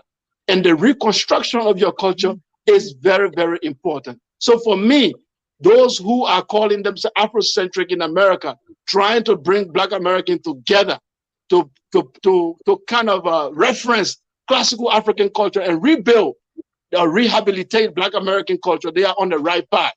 If you just keep complaining and do nothing to rebuild this culture, believe me, there will come a time there will be no such thing as Black Americans.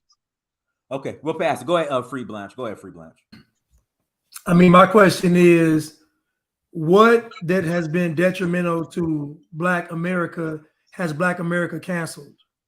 Everything that's detrimental to Black America never cancels. So the problem is, we're talking about culture, but if we don't reject the things that are detrimental, then what are we doing?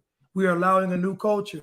Just think about for Joe Biden to sit down with Cardi B, for Maxine Waters to sit down with Meg Thee Stallion, for Kamala Harris to sit down with Lil Baby. Like, these are people that run the country sitting down with entertainers.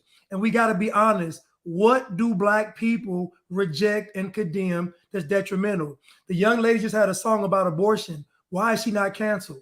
Cynthia G got on social media and said we should abort Black male children specifically, and then she gets invited on major networks. What I'm telling you all is we don't reject anything. So guess what? We are allowing a new culture. If I look at Black America, there are things that most Black Americans participate in. That is going to church, that is eating unhealthy food, that is not working out, that is voting Democratic. Those are things that the vast majority of Black people do. But the most critical thing is that Black people don't reject. If Joe Biden got on TV and said, if you don't vote for me, you ain't Black, that should have been a rejection. For these people to sit down with entertainers and give them platforms, that should be a rejection. Why are we not rejecting for these people to be promoting abortion? And we done had 25 million abortions since 1973. These are things that are detrimental. Even during slavery, we got married at almost 100%. So why are we not getting married now? How are we getting married at the threat of death during slavery, but not getting married now? What has happened is we have allowed things to infiltrate our quote unquote culture. And now we're at a point where it's taken over. Dinus just played a video of a trans, obese, I don't know what it is, and a Black female rapper. And these two people are telling millions upon millions of Black people to vote Democratic under the guise of sex. So clearly what Black people want is what they're putting out. For Stacey Abrams to even say, if you want to get an abortion, vote for me, lets you know where Black people are out. What these people are showing is what Black people want, and that's the problem. Black folks don't want intellectual conversations. Black folks don't care about policies. Black folks don't care about these things. So the problem is, how do you appeal to a people who don't care about things that will sustain and build a nation? Yo, I agree with everything he said. Now, I'm just going to play devil's advocate a little bit, though. because I totally agree with everything you said. I believe there's a reason why Black people are just ignorant to a lot of things and accept things. And this is when you're going to have to look at the white man. And, you know, I know a lot of people not going to want to hear this, but we don't control anything, man. Like even in our, you know, like you said, our music and hip hop stations and, you know, media, we don't control that. And then when you look at politically speaking, a lot of Black people are sellouts who speak for us. The problem is Black people, and you're right, we need to call out other Black people. I think the problem is we focus so much on white people that we have these so many traitors in the media, in the entertainment community pushing nonsense on us, and we never call them out. That is a major problem to me, and like I feel like what happens is that they put these Black figure talking heads in front of our faces, and they're like, well, we are Black like you, so then this is how you are supposed to behave. That is a major problem, and I think until Black people start calling out our leaders, calling out the NAACP, the CBC, you know, calling out, you know, a lot of our Black congressmen, nothing's gonna ever change, man. You know, and like I said, I feel like it's too easy for white people to sell out Black people, and we're just like, oh my God, it's the first Black person in this position, and we just fall over it. So yeah, man, I think that's why it's taken Black people a long time, or, you know, forever to wake up in the trance that they're in. But can I say one thing? So if we look at something like the Zeus Network, right? The Zeus Network is a guy and his wife, Black woman, Black man, together, married couple. They have the Zeus Network. It's Black owned from top to bottom, and they brag about it being Black owned from top to bottom, and they're about to become billionaires. If you go to the Zeus Network and see what they put out, it's utter debauchery, trash, death, destruction, and damnation, and they're making billions off of it. So my question is, even when Black people are creating something that is Black from top to bottom, look what they are still feeding Black people. So what I'm saying is, even if it's independent of white, it's still the same garbage and trash. So we have to acknowledge what audience are they speaking to the point where these folks started a network in 2018 and they're about to be billionaires in 2022, and they literally promote the decadence and destruction of Black culture. That's a great question, and you know, may he rest in peace. I always shout him out, Grandmaster Amin Ra. You know, I'm gonna keep his name out there, and I hope his channel's still up there, Dynast. I don't know. I'm a YouTube it, but you know, he dropped a lot of good jewels, and he always said this question. He said, you know, the most popular sport in Japan is American baseball, but you would never consider American baseball to be Japanese culture, right? So, you know, what the brother is saying, let me zoom in, Free Blanche, he's spot on. And again, I'm an outsider, I'm a teller. I don't have a voice in the point, but when you know, as an African who's analyzing it, to say, look, it seems to me what these people are doing, you know, that's why they're meeting with Lil Baby and Meg the crackhead and all these morons, is they're using the industry to trick Black people into, you know, conducting themselves a certain way, right? You know, I was watching an interview on, I don't know if I should say somebody's name, but there was a podcast with one of the rappers from G Unit was on recently, and they were trying to address him to say, hey, listen, man, do you think your music kind of put people in the mindset to be, you know, criminals and act out certain behaviors? And he walked out. He was upset because it was like they're trying to put, oh, I'm just talking about what goes on in the neighborhood. I'm just talking about what goes on in the neighborhood. But if that's the case, how come, you know, Dynast, you in the South, you got some rough white neighborhoods. You know, they don't talk about that. They're not promoting that. Where's the rough white neighborhoods? Where? Listen, I would say where the rednecks stay. Where the rednecks stay, they got. Hold on. Tell me, have you ever heard a white person say? So we have PNB Rock. Yeah. Murdered at a Black-owned business, right? By a Black family.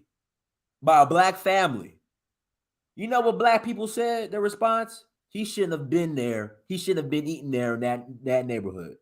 Wow. That's what Black people say. Tell me, when have you heard a white person say? Look, man, I'm not.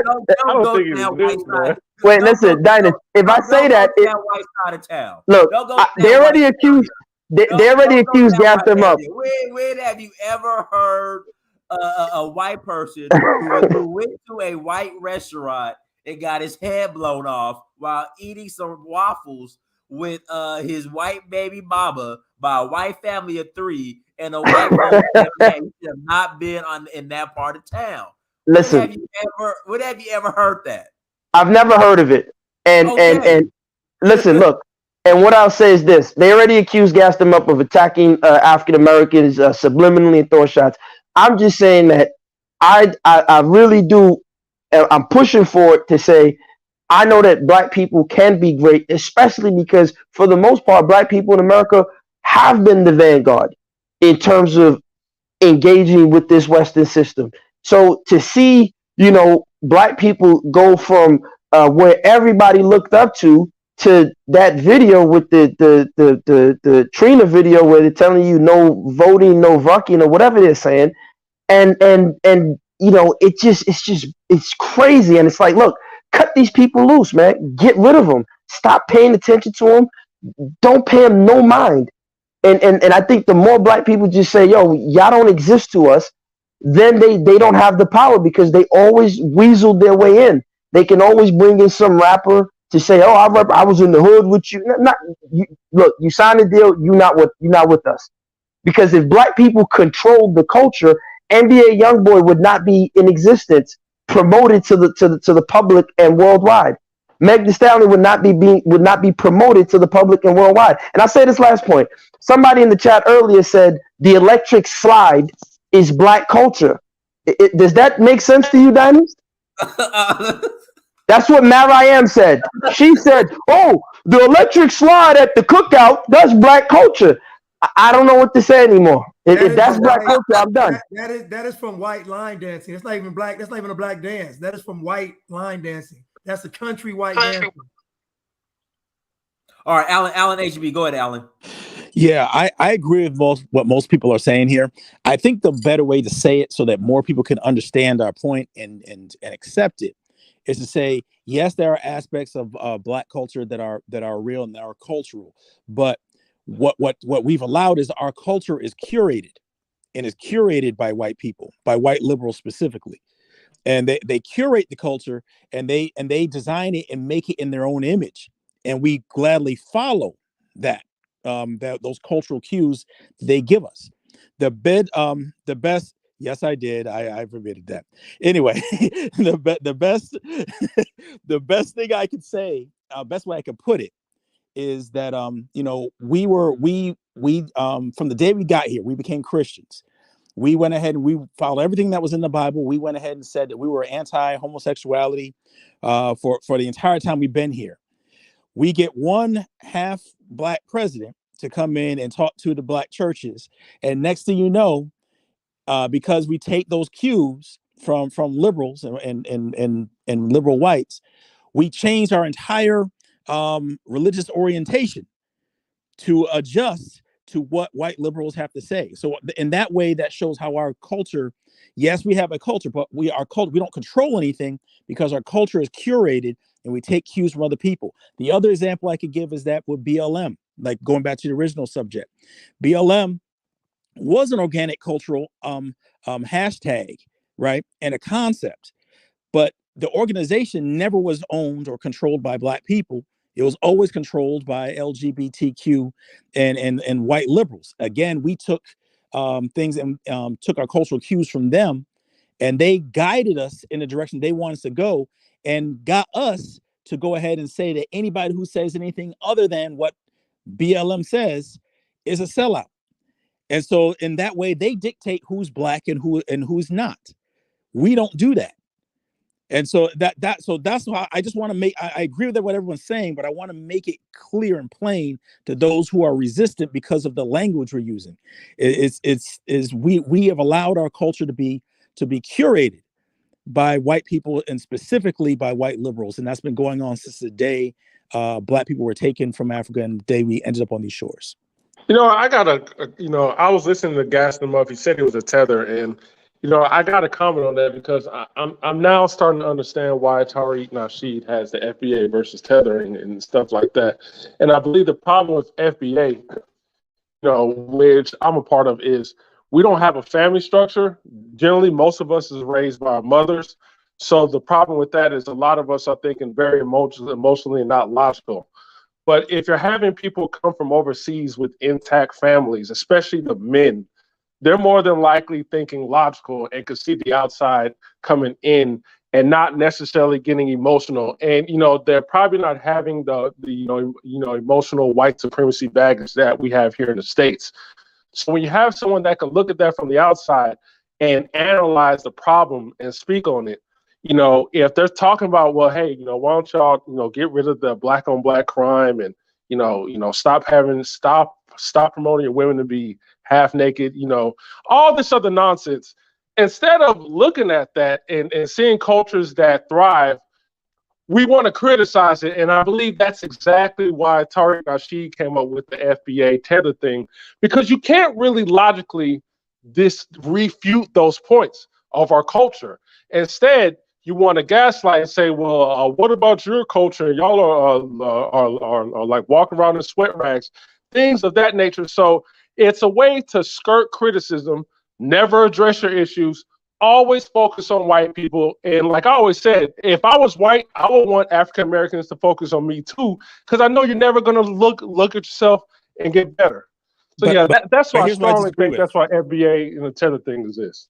But that's why I disagree. I don't think we look at white people enough. I think the issue is that we've chosen one group of white people over another group of white people, and we've gone ahead and we've sided with them and let them define what blackness is, and for their benefit. And I think that's the problem. We're not looking at white people at all. We're entirely too trusting of white people, as a matter of fact. And I think that is the greater problem. We need to look at the white hegemonic system, but we refuse to do so because we believe that racism only comes in the party that has an elephant. And Alan, listen, I lived in LA. I'm here in Atlanta. I swear, LA, black people are living the worst I've ever seen on the planet. And I travel all over Africa. I'm talking about LA, Skid Row was embarrassing. Just being a member of the black race, I was embarrassed. And I heard it's gotten worse. But Roosevelt, go ahead, Roosevelt.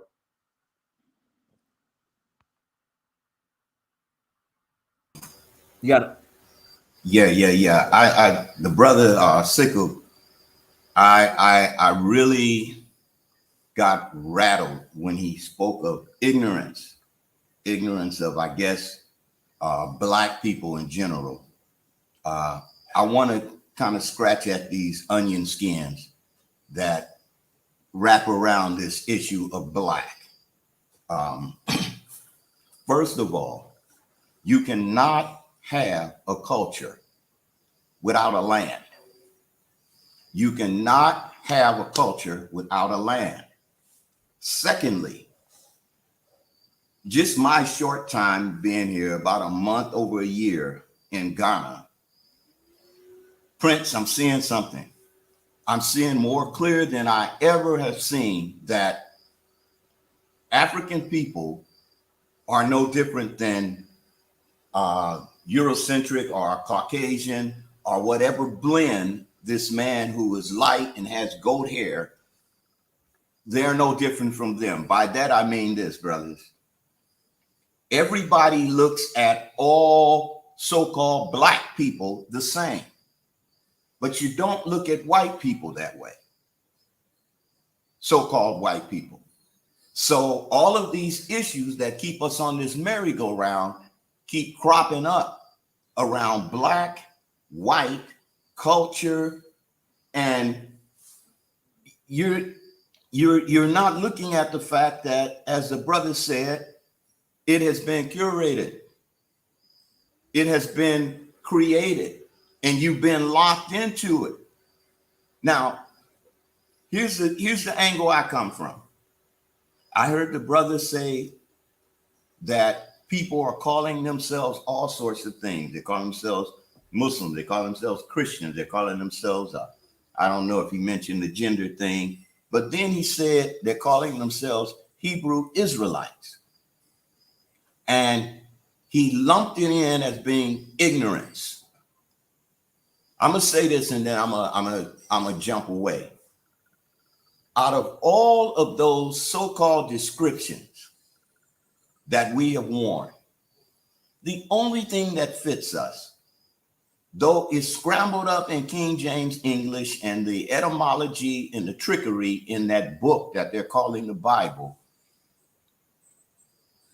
it's manipulated so that you don't see that that is the history of actually our people. And it is the clearest history and is what puts you on top of the world. Not because you are African. That doesn't do anything for you. Not because you are black. That doesn't do anything for you.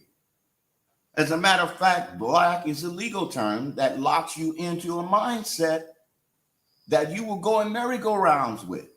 This thing black, it didn't come from over where we descended from. Black didn't come from there. Black came from here. You being described as black. James Brown given that. That's not us originally. Now, here's the big thing that we're missing.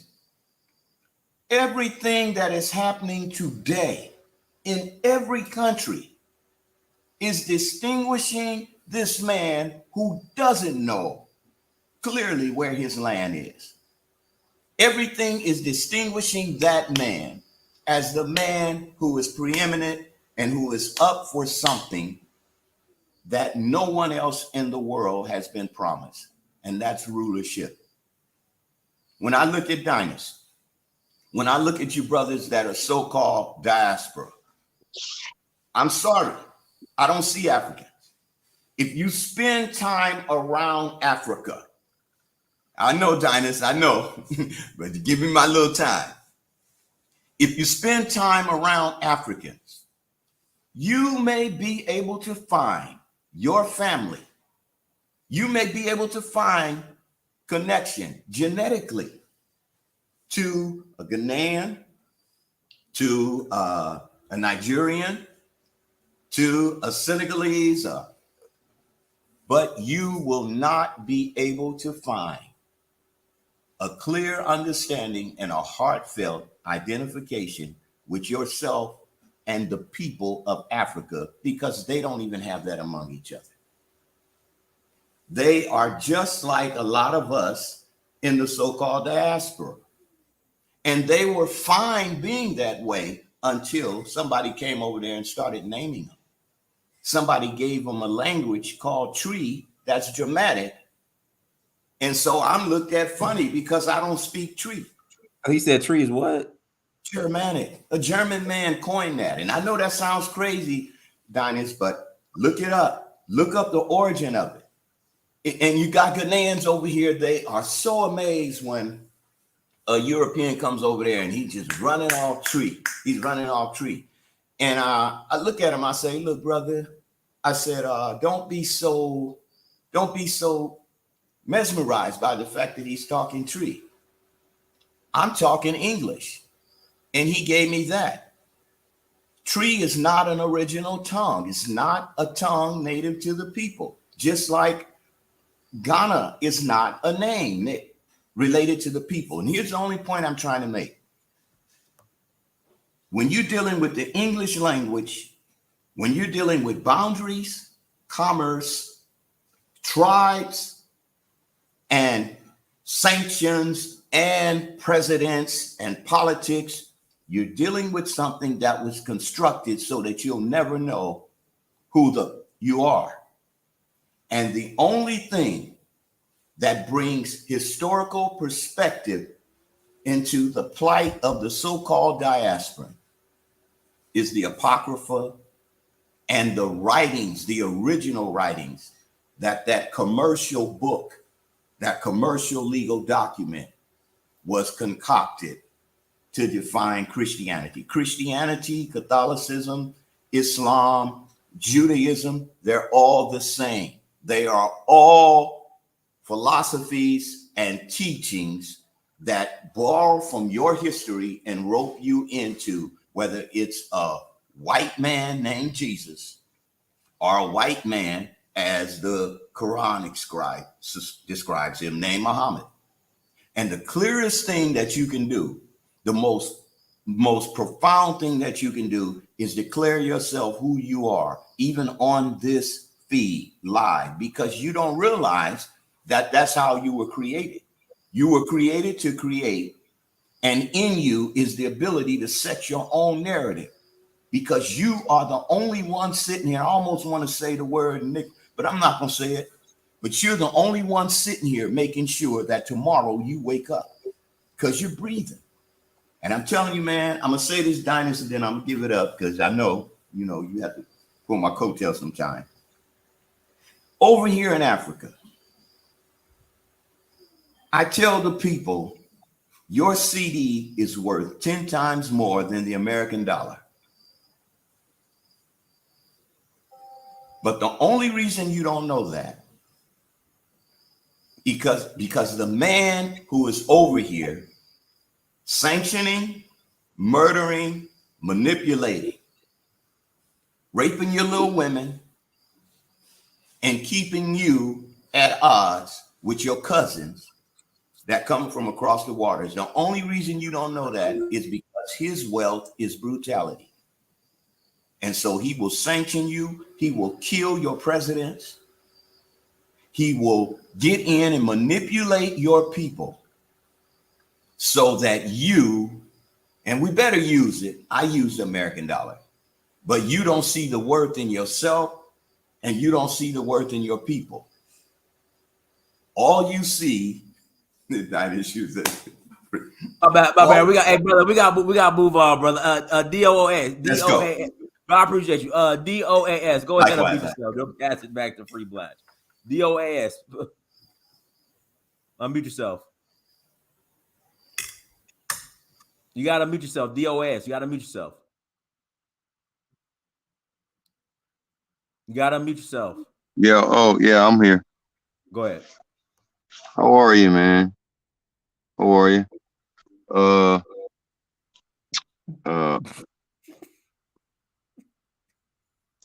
I just want. I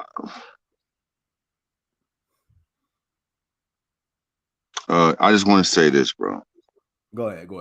And whatever it might be, because I mean, this is a kind of like an end time kind of situation right here. Our ancestors built the country. Okay. So, I mean, all I'm saying is that, Diners, listen to me, bro. Go ahead. You don't want to have. Okay. What I'm saying is that you don't want to have people trying to convince you to go someplace else when you are in the land of milk and honey. That's all I'm trying to say. There's no perfection here. No one's judging anyone, and I'm a sinner. But what I'm saying is, why in the world would you want to leave the place where everybody's trying to get to? Brother. That's it. Nothing more. Okay. No, Dynasty, nothing more than that. Why would you want to leave the place that is the place where is Africa on fire? Oh, the Caribbean must be on fire. You got me. I agree. Whatever you have away, but damn. Listen, brother. If you believe that America is the land of milk and honey, then you should stay in the land of milk and honey, the land promised to your ancestors. But at the end of the day, Dr. King even himself said that he believed he was integrating us into a burning house. Right. This in mass. This has not been a great country for the majority of Black people in every statistical measure. And so that yes, there are people here who are thriving and succeeding, but that's not us in mass. And all we're saying is maybe you should direct your attention towards other places in diaspora, not necessarily having to go, because you don't have to leave to be a Pan-Africanist. But you need to change your orientation towards having a homeland or a home base so that you can then, like every other group in this country that's succeeding. And I think you miss that. If you don't want to leave, then you don't have to, brother. But understand that's not what anybody who's a Pan-Africanist is truly saying, that everybody must leave, because it's impossible to move that many people. But you have to be able to see that not everybody in America is thriving in the way that you're making it seem, and it certainly isn't this promised land that you're making it out to be. Okay, and that's fine. I don't know if I agree with that, man. I think I think Black people are doing their best, almost their best in America. A lot of black people owning their own businesses, a lot of millionaires. Even Africans and other Black folks around the world comes to America. So I don't agree with that. I just think Black people don't grab the potential that needs to be there. I mean, if Nigerians can come over here and make bank and get rich and go back home, I mean, why can't Black people do that in their own country? Gotcha. I do agree that America does have unique economic opportunities. I mean, we can't deny that. Nobody's denying the unique economic opportunities. What I'm saying is that my point was that not everybody has to leave in order to be considered Pan-Africanist. And so if your desire is to not leave, then you should stay right where you are. But to try to dissuade other Black people from moving on and trying to find their happiness and their best way forward, and claiming that this place is a land of milk and honey is a tad overstated. That's the point I was trying to make. But what if what if he sees it as a land of milk and honey? I think I'll be honest. I don't think every person who's in America should go back to Africa. And yeah, Africa has its problems. I'll be the first to tell you, don't go to Africa thinking it's going to be a cakewalk. You're going to run into a lot of obstacles, and if you can engage with those obstacles, it might be lucrative to you. But I don't think every African American or FBA or however you define yourself should look to Africa, because Africa doesn't have. Hey, if we take American Africa, go ahead, man. Free Blanche, she's been, Free Blanche. Go ahead, Free Blanche. Go ahead and add to it. I would say that the biggest problem with the Black community is that we don't get married, and so it's hard to build wealth without being married. So if you look at the wealth gap, it matches the marriage gap. And so other communities, they get married more and we don't. So again, most of the problems that we face are not really what we think they are. We don't master fundamental things that a community should. And that is group economics. That is getting married. That is building communities. Somebody mentioned about building a Black city. Black folks could have been built a Black city. All these athletes and rappers got all this money they throwing at strippers. They can get their money together and build a Black city. This stuff can be done. But again, what do Black people want? And what Black people want is what people are showing Black people. So guess what? This guy just made a song with Trina, Saucy Santana and Trina made a song about urging Black to vote. Two years ago, they had strippers urging Black people to vote. Again, if we don't reject these things, it's an indication of who we really are. At the end of the day, you can't appeal to any other community how they appeal to Black people. You can't do it. They won't allow you to do it. Not Jewish people, not Hispanic people, not Asian people. You can't appeal to any other group of people how they appeal to us. So to me, I think we got to take some personal responsibility. And I think the first thing is we can't expect to build any kind of wealth in America without a proper family structure. You can't have 78% single parent households and think you're about to build a nation. It's impossible. Can I say something? So hold on. So we got to deal with the basics first. May I say something? Yeah, go ahead. Go ahead. Okay. I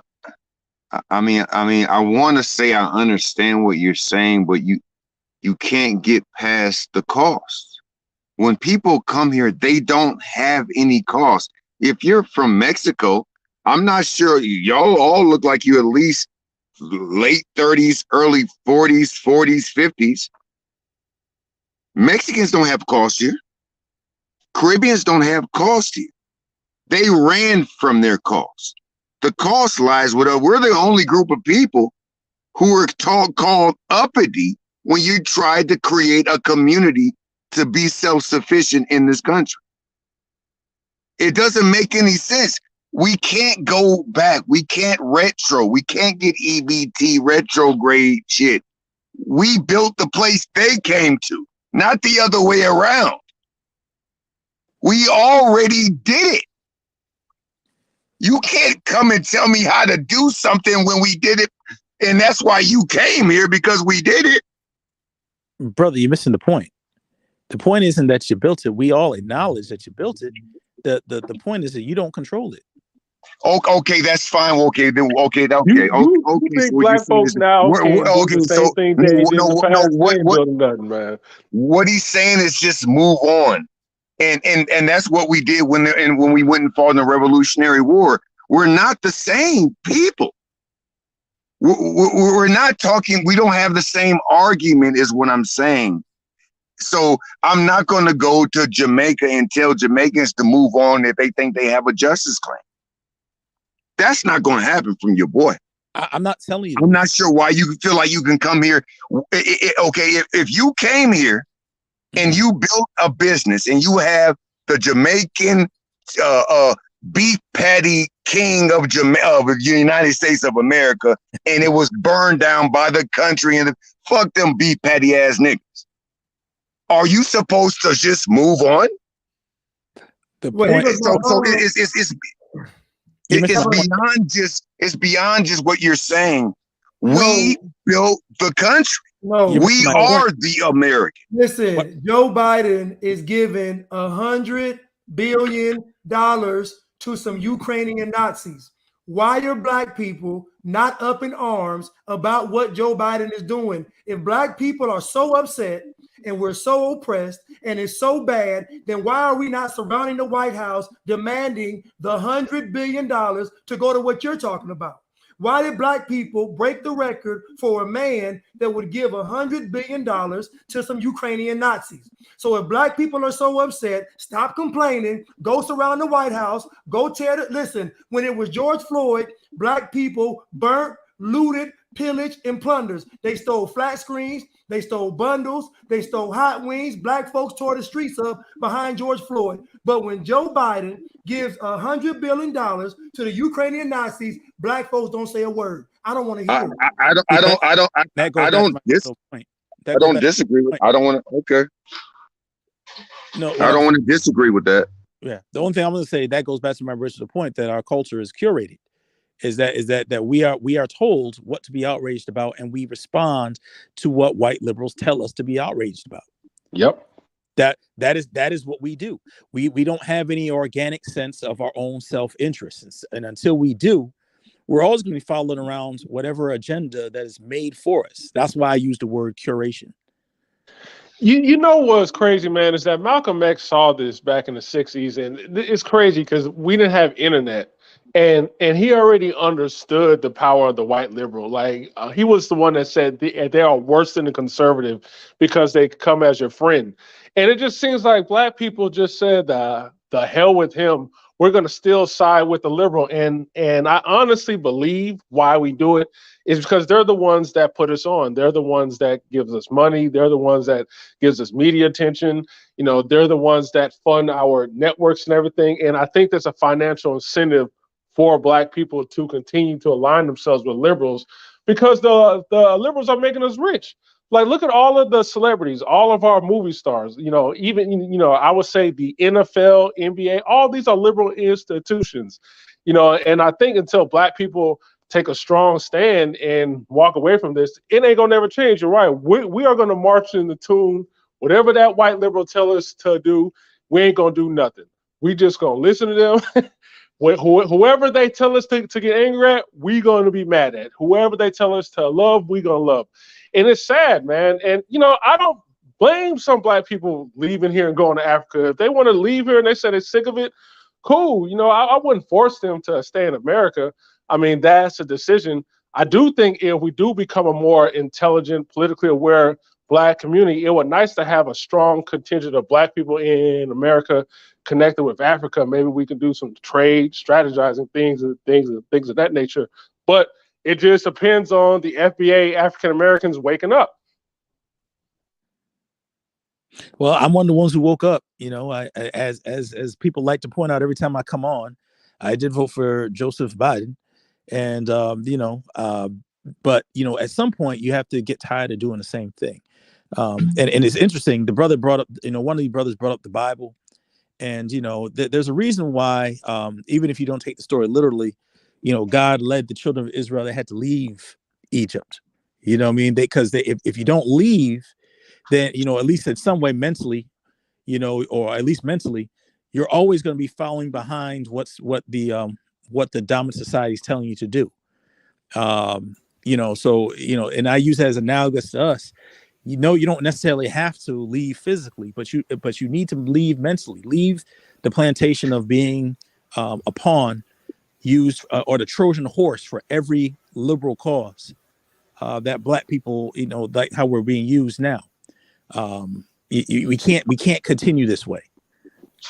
Well, you know, we're the only people that are making progress. We've been making progress since our coming here. We've been making progress. Show the numbers that prove that. That's prove we've been making progress. No, Yeah, this is what I mean, Dynast. I'm saying that facetiously. We are the only people that we're making steps toward our realizing ourselves. Everybody sees where. In other words, what he's saying is everybody else gets to arrive and we get to. Everybody's looking at us and judging. Well, Blacks, they achieved this, they achieved that, they achieved this, they achieved that. I've been seeing our leaders getting shot in their heads. And I've been seeing us in the same place where we make a chess move, we back 50. I'm too old to act like something is right about the commercial prison. Can I say something, bro? I won't be long. Let me say this, brother. Okay. The commercial prison complex that we live in. Now, you mentioned the Bible because I mentioned it. That's not an allegory. That is our people. When you see Brother Dynast going all over this land, that is written about in the Bible. When you see brothers like me and then groups going into this land, that's what our people did. It took me 30 years as a Christian pastor to find out I'm in the wrong thing, to find out somebody hijacked my history. And so now here I am with a gray beard. I don't have a fro no more. And I'm sitting in the country that my daddy was born and died in, could never get his life together, not because he was no good, because the system is rigged against him. You got brothers on here talking about Democratic and Republican. Well, guess what? They're on the same team. And guess what? You're not doing a damn thing when you vote for either one of them. Amen. Because the vote is a game rigged against you. The vote is just so the state that you live in can have you registered as collateral for that state's debt. Yeah, but would you say Black people wake up when there's a Republican in office? Hold on. I need, No. Hold on, Brother Blatch. I need you to address if you register to vote, your collateral for debt. I need you to address that, Blatch. Mute yourself. And somebody got sirens going on in the background. Go ahead, Blatch. Unmute yourself, Blatch. I mean, when you register to vote, I mean, you know, some of what he's saying is true about registering to vote, and you know how they with the census and everything. So some of that's true, but the problem is, I'm gonna go back to my original point. If all this is true and we know all this, then why do we keep playing the same game? Like I don't understand why. So at the end of the day, we keep talking about what white people are doing. What are Black people going to do about it? Y'all been getting beat up for 400 years. Like, when we gonna stop? When is it gonna stop? Like at some point in time, you got to say enough's enough. Like at some point in time, we got to say, you know what? We're not gonna vote. I said in the last election, I said they want you to get Trump out of office. So I said, so why don't you all put a list of demands and say, we'll get Trump out of office if you all do this. Black folks didn't want to do that. So at the end of the day, we can't point the finger at anybody but ourselves. You saying your father didn't make it, but my grandfather did. My mother did. My family did. So guess what? I'm gonna say this: if a man wants to make it, he gonna make it. I don't care where he is. If a man put his mind to it, he gonna do it. So at the end of the day, we gotta stop with these excuses. The voting, listen, our voting ain't the biggest problem. The biggest problem is Black culture, because Black culture ties us to everything that is destructive, everything. So we got to make a decision. What are we going to do? I keep asking, what are Black folks prepared to do? Are you going to hold Joe Biden accountable? No. You going to hold BLM accountable? No. You going to hold George Soros accountable? No. You're not going to hold anybody accountable. So what are we talking about? What are we talking about? What are we going to do? Hey, and you know what? The reason why Black folks participate. Just a second. Hold on. Since you addressed that, all I said, just a second, T, I'll be through. All I said is every 5 years, it's a fiscal operation for each state to take a census. That census has every person documented as collateral for the money that state borrowed from the Federal Reserve. That's all it is. It's little things like this that we ignore, don't believe, or some of us haven't heard. Took me about 60 years before I even heard this. So what you're doing with these political ropes is you're creating the maze that you will live in. I don't care if you're in Ghana. You're creating that maze. You come over here in Ghana and you'll find out that there's a big rod in the behind of the political system in Ghana that comes from America. And it's not about finding our culture. It's about being informed about what's going on around us that has us on this merry-go-round. That's why nothing is changing. Yeah, but even if Black people stop voting, even if Black people say we done with the system, I get you. You still got to deal with Black culture, because Black culture says you don't have to be informed. Black culture says you don't have to read. Black culture says that's not our culture.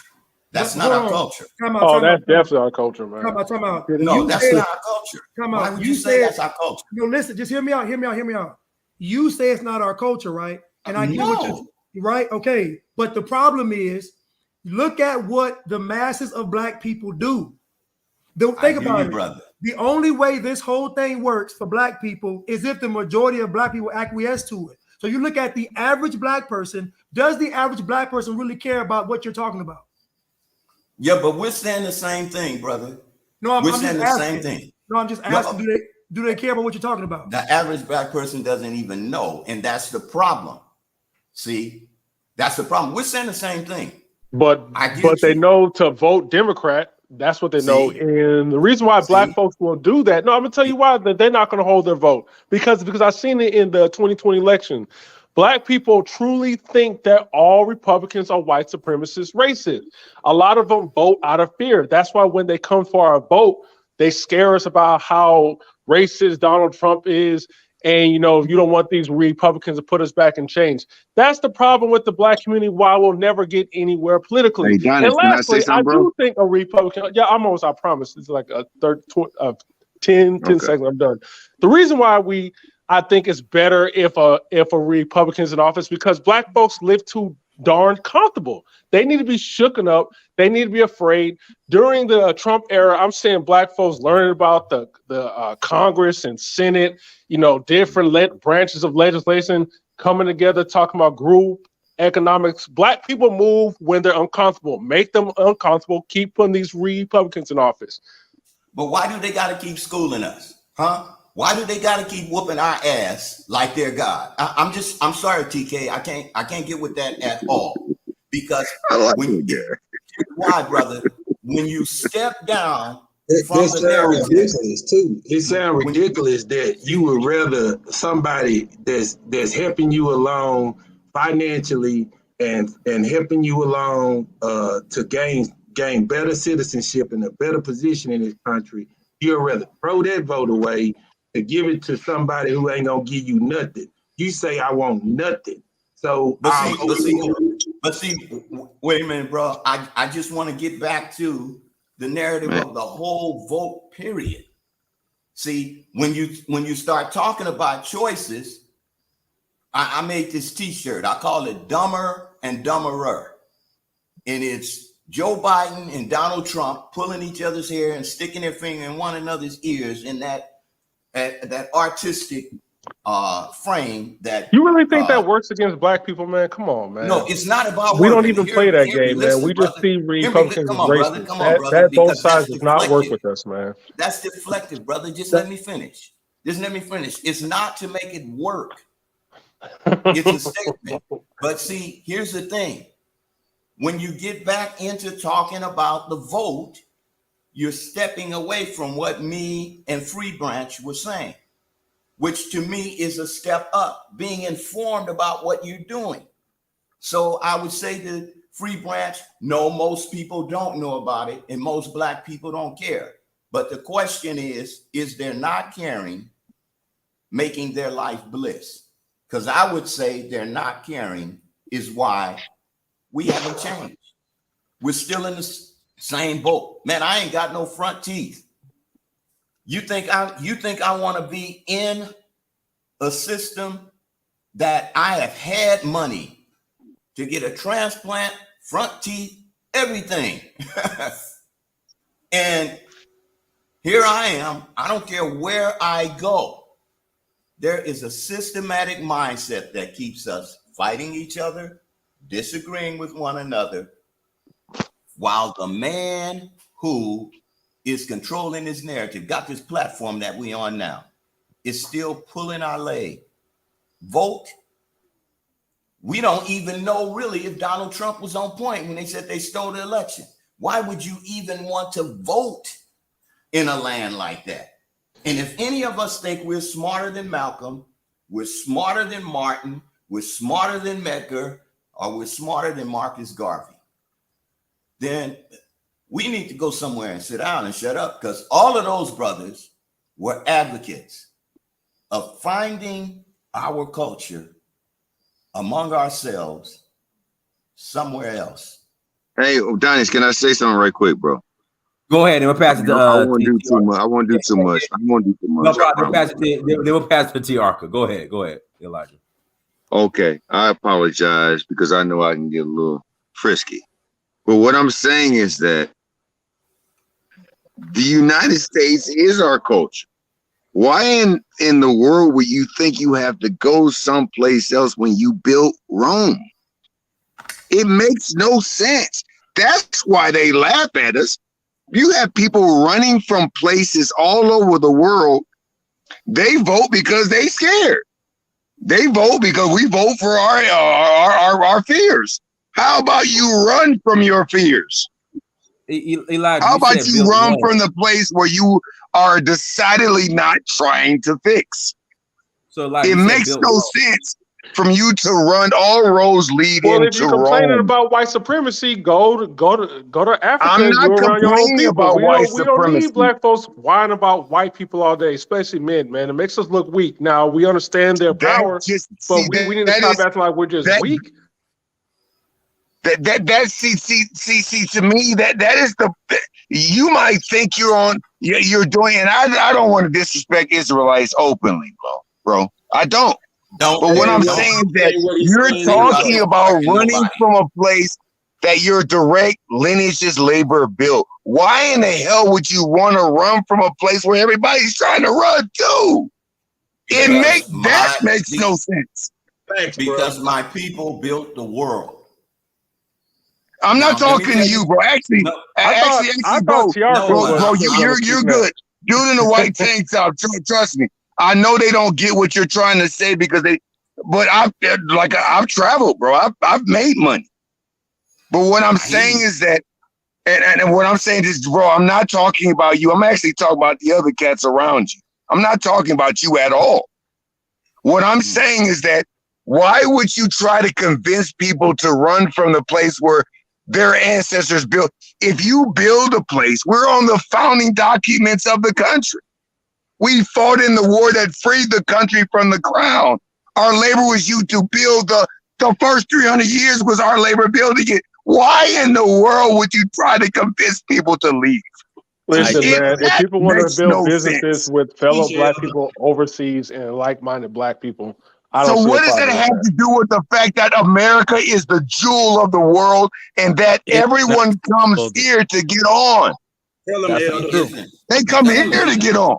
That's Tell not. them, That's Elder. absolutely not true. No, So, no. and If you know, America was and the again, jewel as of I the try to tell world, you, they wouldn't have to sanction countries that are richer than them.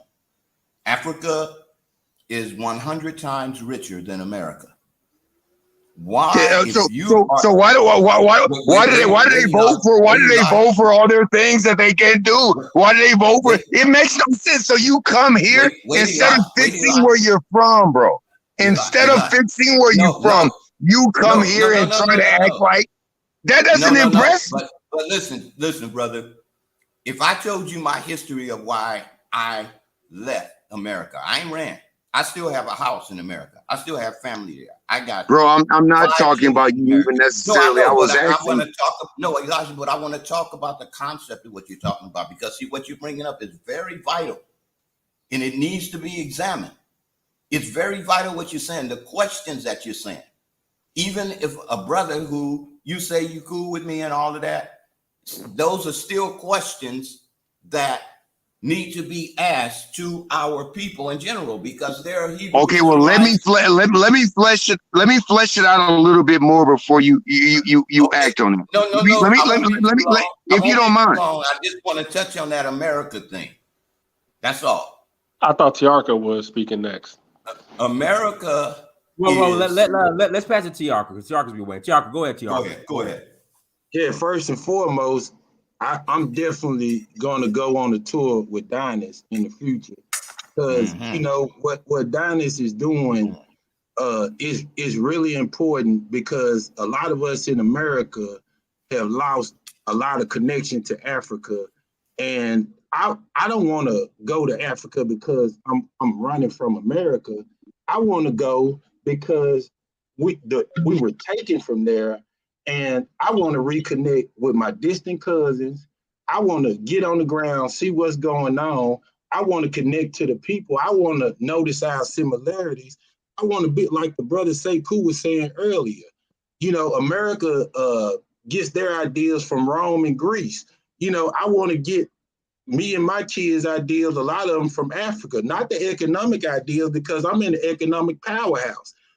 Diners take people on tours and they could get a citizenship in Sierra Leone.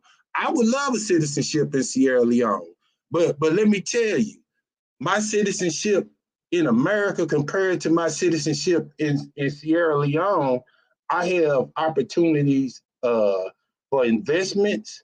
I have opportunities in education. I have I could go down the list of a lot of opportunities that this citizenship would give me that I could benefit Africa with. You know what I'm saying? So what the elder is saying, what Brother Elijah is saying is totally correct. You know, we shouldn't be trying to run to Africa with an attitude like we trying to get away from here. So what if somebody is saying something? We don't care about this racism. We've been overcoming that. You know, we don't care about they petty racism. You know, we built this. You know, and the brother was saying that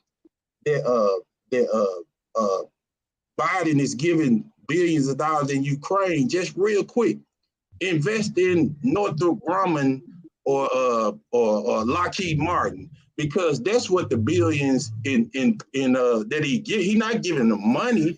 He giving them weapons. He giving them weapons contracts. Yeah, but the point is, black people vote Democrat speaking. and we get nothing. But Ukrainians or foreigners get all this money. That is a slap in the face to black people. I mean, we cannot ignore that. Can I address Elijah quickly, please? Because I don't have a lot of time. I think what you are saying, Elijah, you are not taking into account a historical context.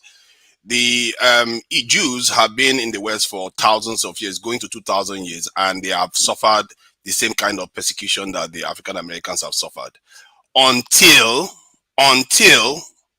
they decided to build Israel. Today, they have one of the strongest countries in the world.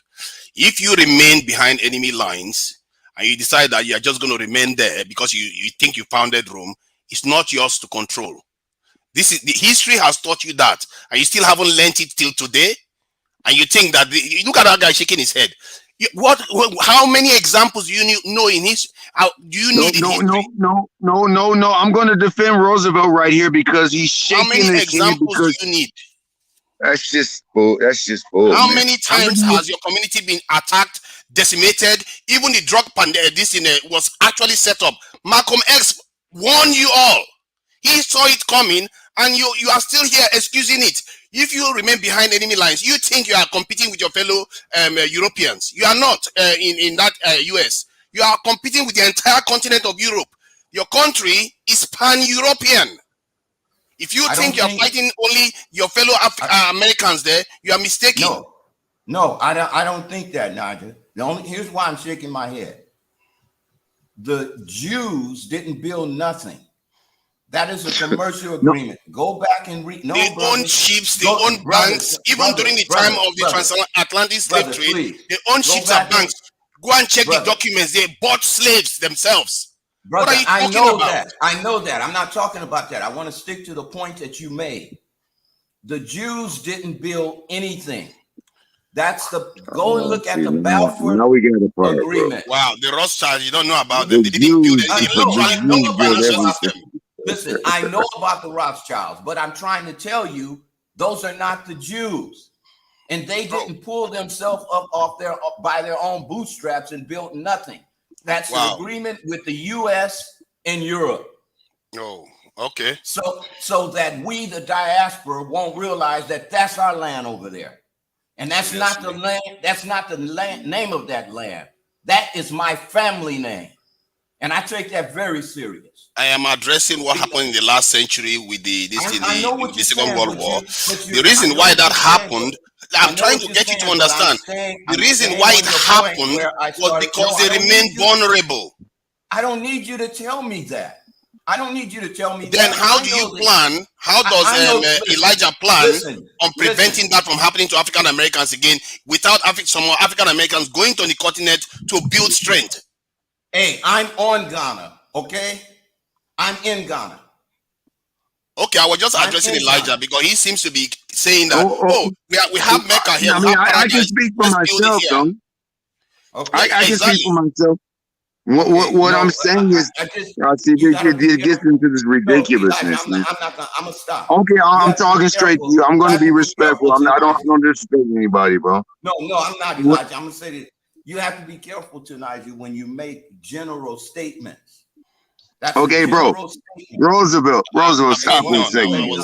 Roosevelt, would you stop for a second? I was very specific, and it really annoys me he was talking to me, man. I get it. That you know but better. I mean, what I'm saying is that says these things.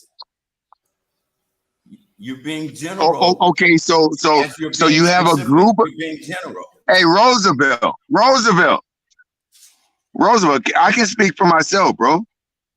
What I'm saying is that for you. Go ahead, brother. Go ahead. I wasn't speaking for you. Okay, well, all I'm saying, I'm not trying to be in here too much, just a little bit longer, but I want to speak for myself at least. What I'm saying is that if you descend from a people whose lineage built the foundation of the country you're in, your labor was used to build the foundation. You're on the founding documents. You fought in the war to free the country. I think we're a little different than most people that come in. People are running from their problems. We're in it. We're right here. You can't tell us to fight for something we already fought for. We fought for the freedom of the country. Who the fuck are you? By the way, all this stuff you fought for, what do you control? My point is that fighting is not enough. You have to start taking control and have a way of preventing your community keep getting decimated and controlled. We just sat here watching stories about how they manipulate the community over and over again, and talk about how some of them vote Republicans and Democrats. It doesn't matter who you vote for; they are all going to screw you over. You have to earn your right. That's okay. Okay, that's fine if you're from someplace else. But if you know your great grandfather Oscar was born in 1863, a slave, and died in 1969, he told my mama, and mama knew him well. Hey, uh, all our people, they all live to be 100, nigga. We ain't out here forever. It's fine if you're coming from someplace else and saying that. We don't know you, bro. I know we look similar, but we don't know you. You couldn't go to Jamaica or Mexico. There's blacks and Mexicans, by the way. Try it on him. That's what annoys me. Try it on him. You are actually alive and watching an example of what I'm talking about. There are Jews that grew up in the West for 2,000 years. 2,000, not 500 years. And they are in the Middle East right now, building one of the strongest countries in the world. Yeah, no. They're one of the strongest countries because Black Americans' labor was used to build the money that sends them billions of dollars every year. We have paid. Wait, bro. Wait. Dynast, I'm off after this. I'm off after this. I'm telling you to do the same for yourself. I'm off after this, I promise. Black Americans have paid trillions of dollars in taxes. We paid taxes since there's been taxes. How in the world can someone who come to the country and tell us what we didn't do? Our lineage paid taxes into the. It's not just now. But that's not a we win. built the country. That's what I'm telling you. You need to secure your place in the country. Imagine going to any place and talking about the country without building. There are Jews still in America today. Their influence is a lot greater because of the power of Israel. Do you think what happened to them last century will ever happen to them again? God help that country that does that to them again. What these people that are trying to leave this in America now are doing, they are trying to replicate what the Israelis did. And the Israelis, they didn't even have a continent to call their own. They just had a tiny land. And look at what they were able to pull off with it. And you have a massive continent out there, and you don't want to take advantage of it. No, but you're not understanding what I'm saying. They are not alone. They are complicit with the United States. The Rothschilds fund all the wars. You're not dealing with a tiny but they country. had ghettos. They had ghettos in Germany in the last century. Do you see that now? Because they learned how to break away from the control of the West. That's what these people that are living in America right now are trying to do. I'll just ask you this too, Nigel. Who controls the country that you live in? Western powers. Thank you. The same thing was happening. The same thing was happening in Palestine when Israel got there. Thank you. That's the same thing that's happening with the so-called Black Americans. That's what the only thing I'm arguing against is when the guy says, "Why is anybody even living in America?" That's what I'm arguing against. He's saying everybody should use your input. I hear you, but see, I'm not one of the ones who say, "Why is everybody leaving America?" I'm not one of the ones who say that. I say that wherever a man finds his ability to maneuver through whatever commercial laws and social construct and prison complex is holding him captive. However he finds the ability to maneuver there, stand your ground. All I can say to this is that your community, it's a shame I've not been there, but one thing I know from looking at everything, my observation is that you need to have a direction. You have to have an agenda. Say, okay, the next 10 years, this is what we are shooting for. Hey, guys, let's take we're gonna take a quick commercial break. Hold on, guys. We want to take a quick commercial break. Want to acknowledge our sister Alexis Fowler. Alexis is traveling with us to Sierra Leone, and like I mentioned before, listen, if you travel on one of the tours with me, and if you have a business that you want to market or advertise, it's included. So we want to go ahead and jump to this commercial. 45 seconds, then we'll get back on topic.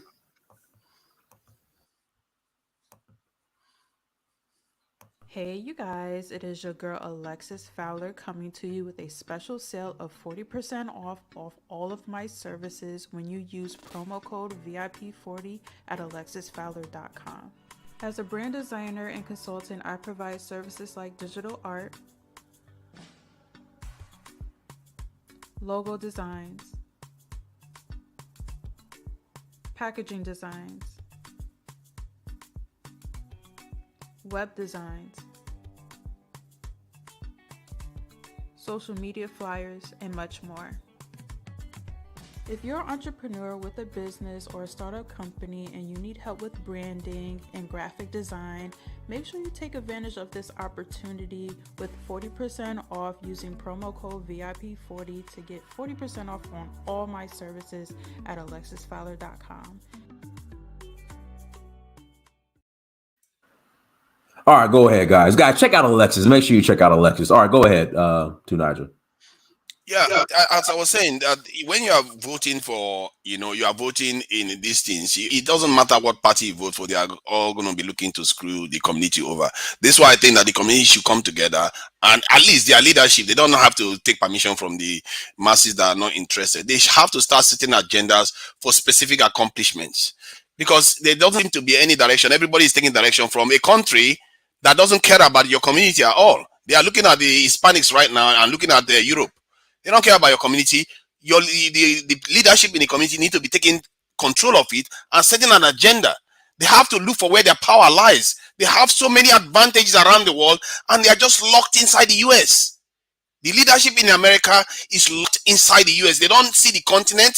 They don't see the Caribbean. They don't see anything. They just see only their states in the US.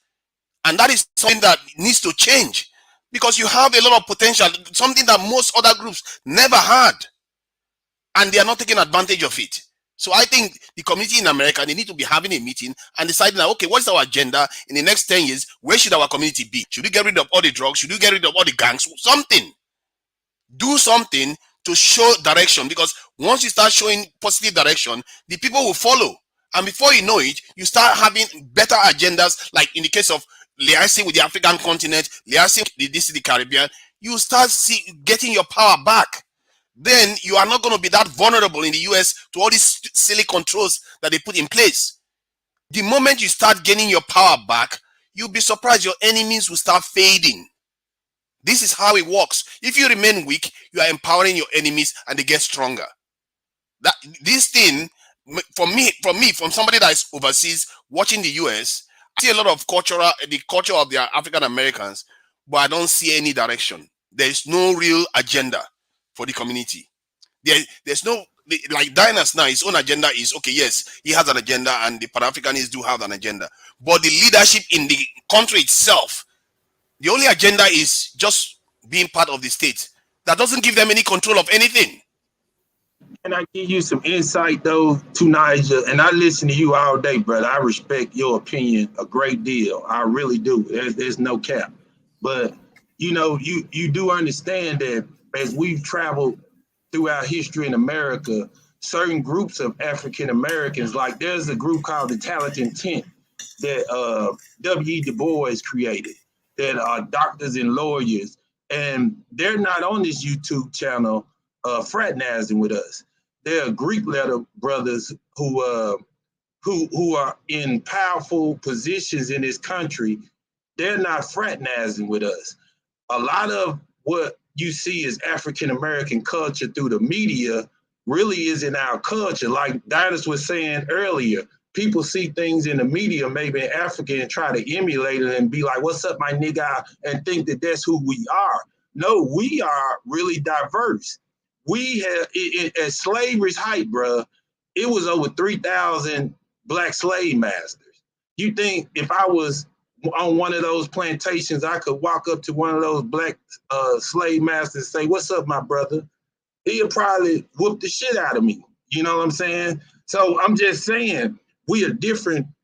Even the common ones among us, they wouldn't put together people who spoke the same language on the same plantation. So when they freed us, it was a mix of, it wasn't all Mende together. It wasn't all Fulani together. It wasn't all Mandinga together. It wasn't all Ebron or Kepele or Fan or Igbo. It wasn't. We was mixed together, to keep confusion going. And that's where we find ourselves today, So it's not, I agree with the sentiment that you're saying about Israel.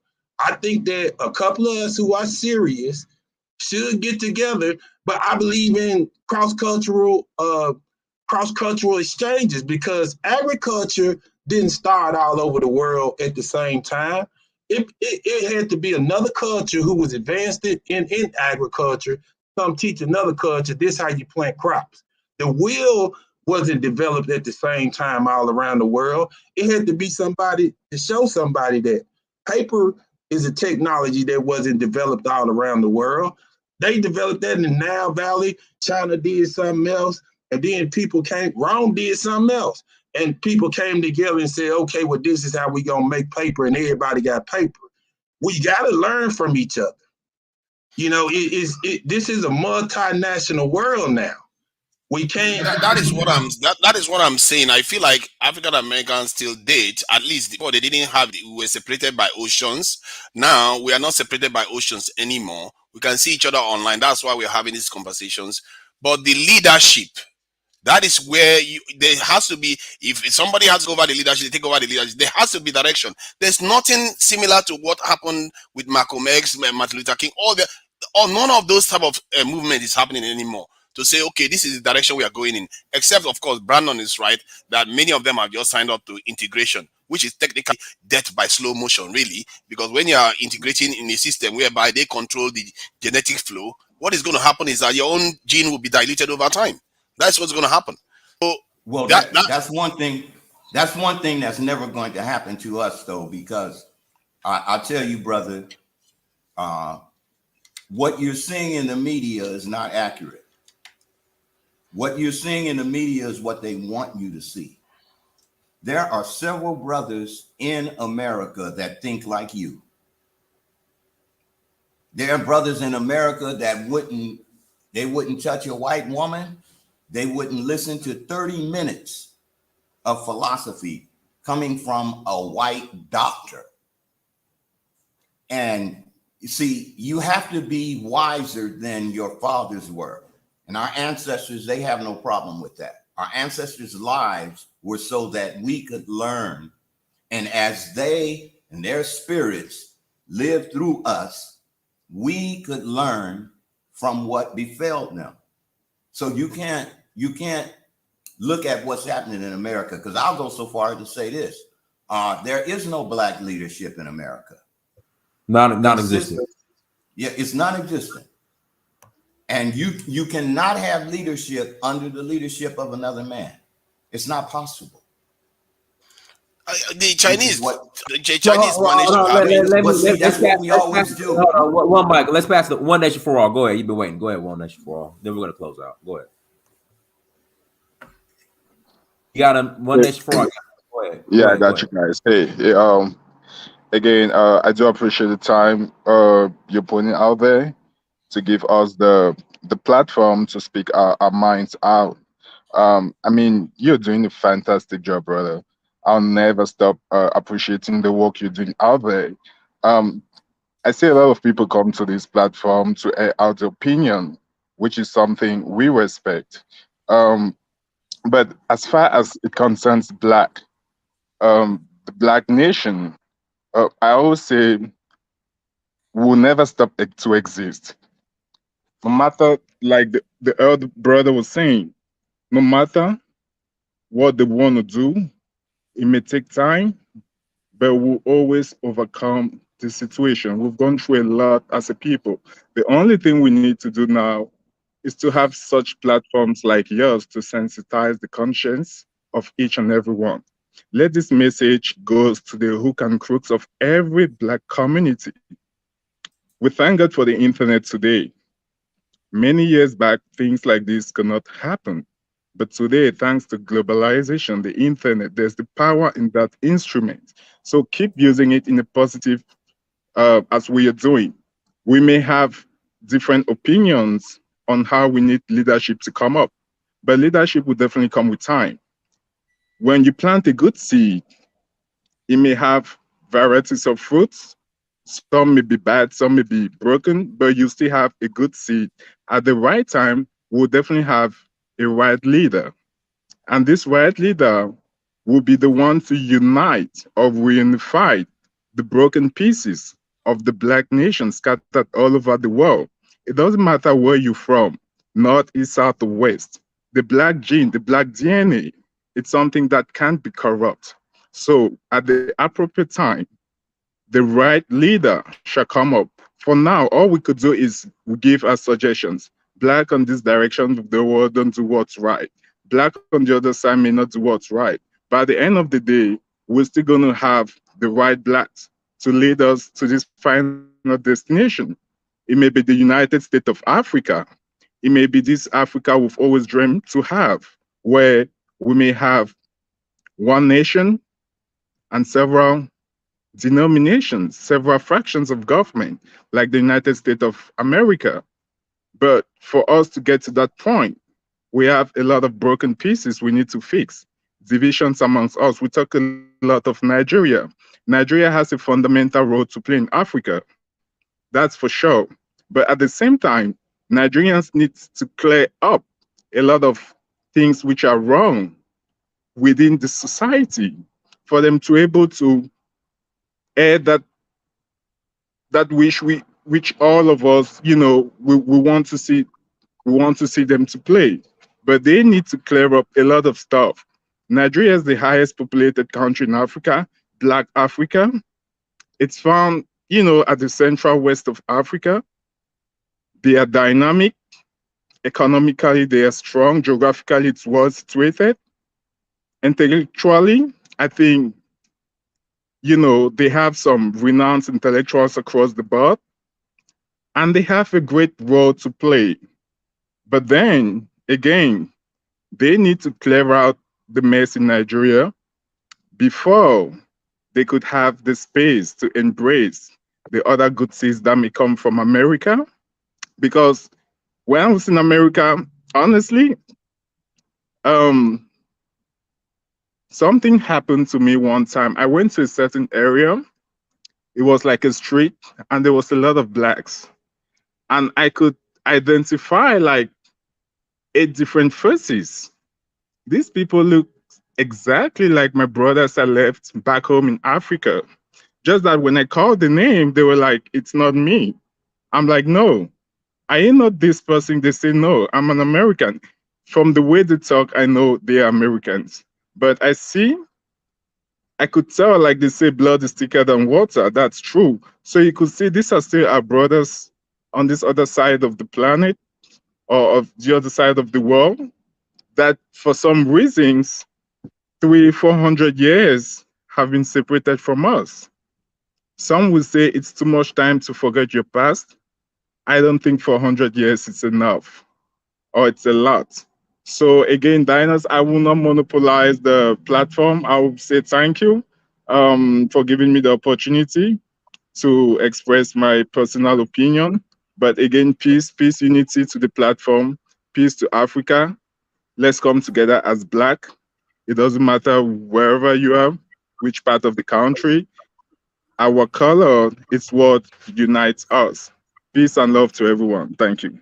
So 1H4, I appreciate you, man. Keep it simple. Go ahead and we'll go ahead and close out.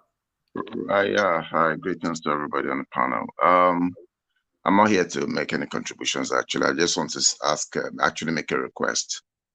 Diana, can you do a deep schedule a show somewhere down maybe this week on let's do a deep dive into the Jeffrey Dahmer case. I don't want to talk about that. No, there's no need to. Okay. Hey, with that being said, guys, listen, thank you so much for joining. Like, share, and subscribe. Listen, if you have not bought the documentary, In Search of Uhuru, guys, make sure you go and buy the documentary. Again, please go and buy the documentary. Go to searchforuhuru.com. Again, go to searchforuhuru.com and buy the documentary. Go to searchforuhuru.com and buy the documentary. Also, we are rolling to Sierra Leone next month. Got a couple spots left. Citizenship is available to those who qualify. Again, citizenship is available to those who qualify November 20th to December 3rd. Until next time, family, Dynasty Mirror, search for Uhuru. Peace.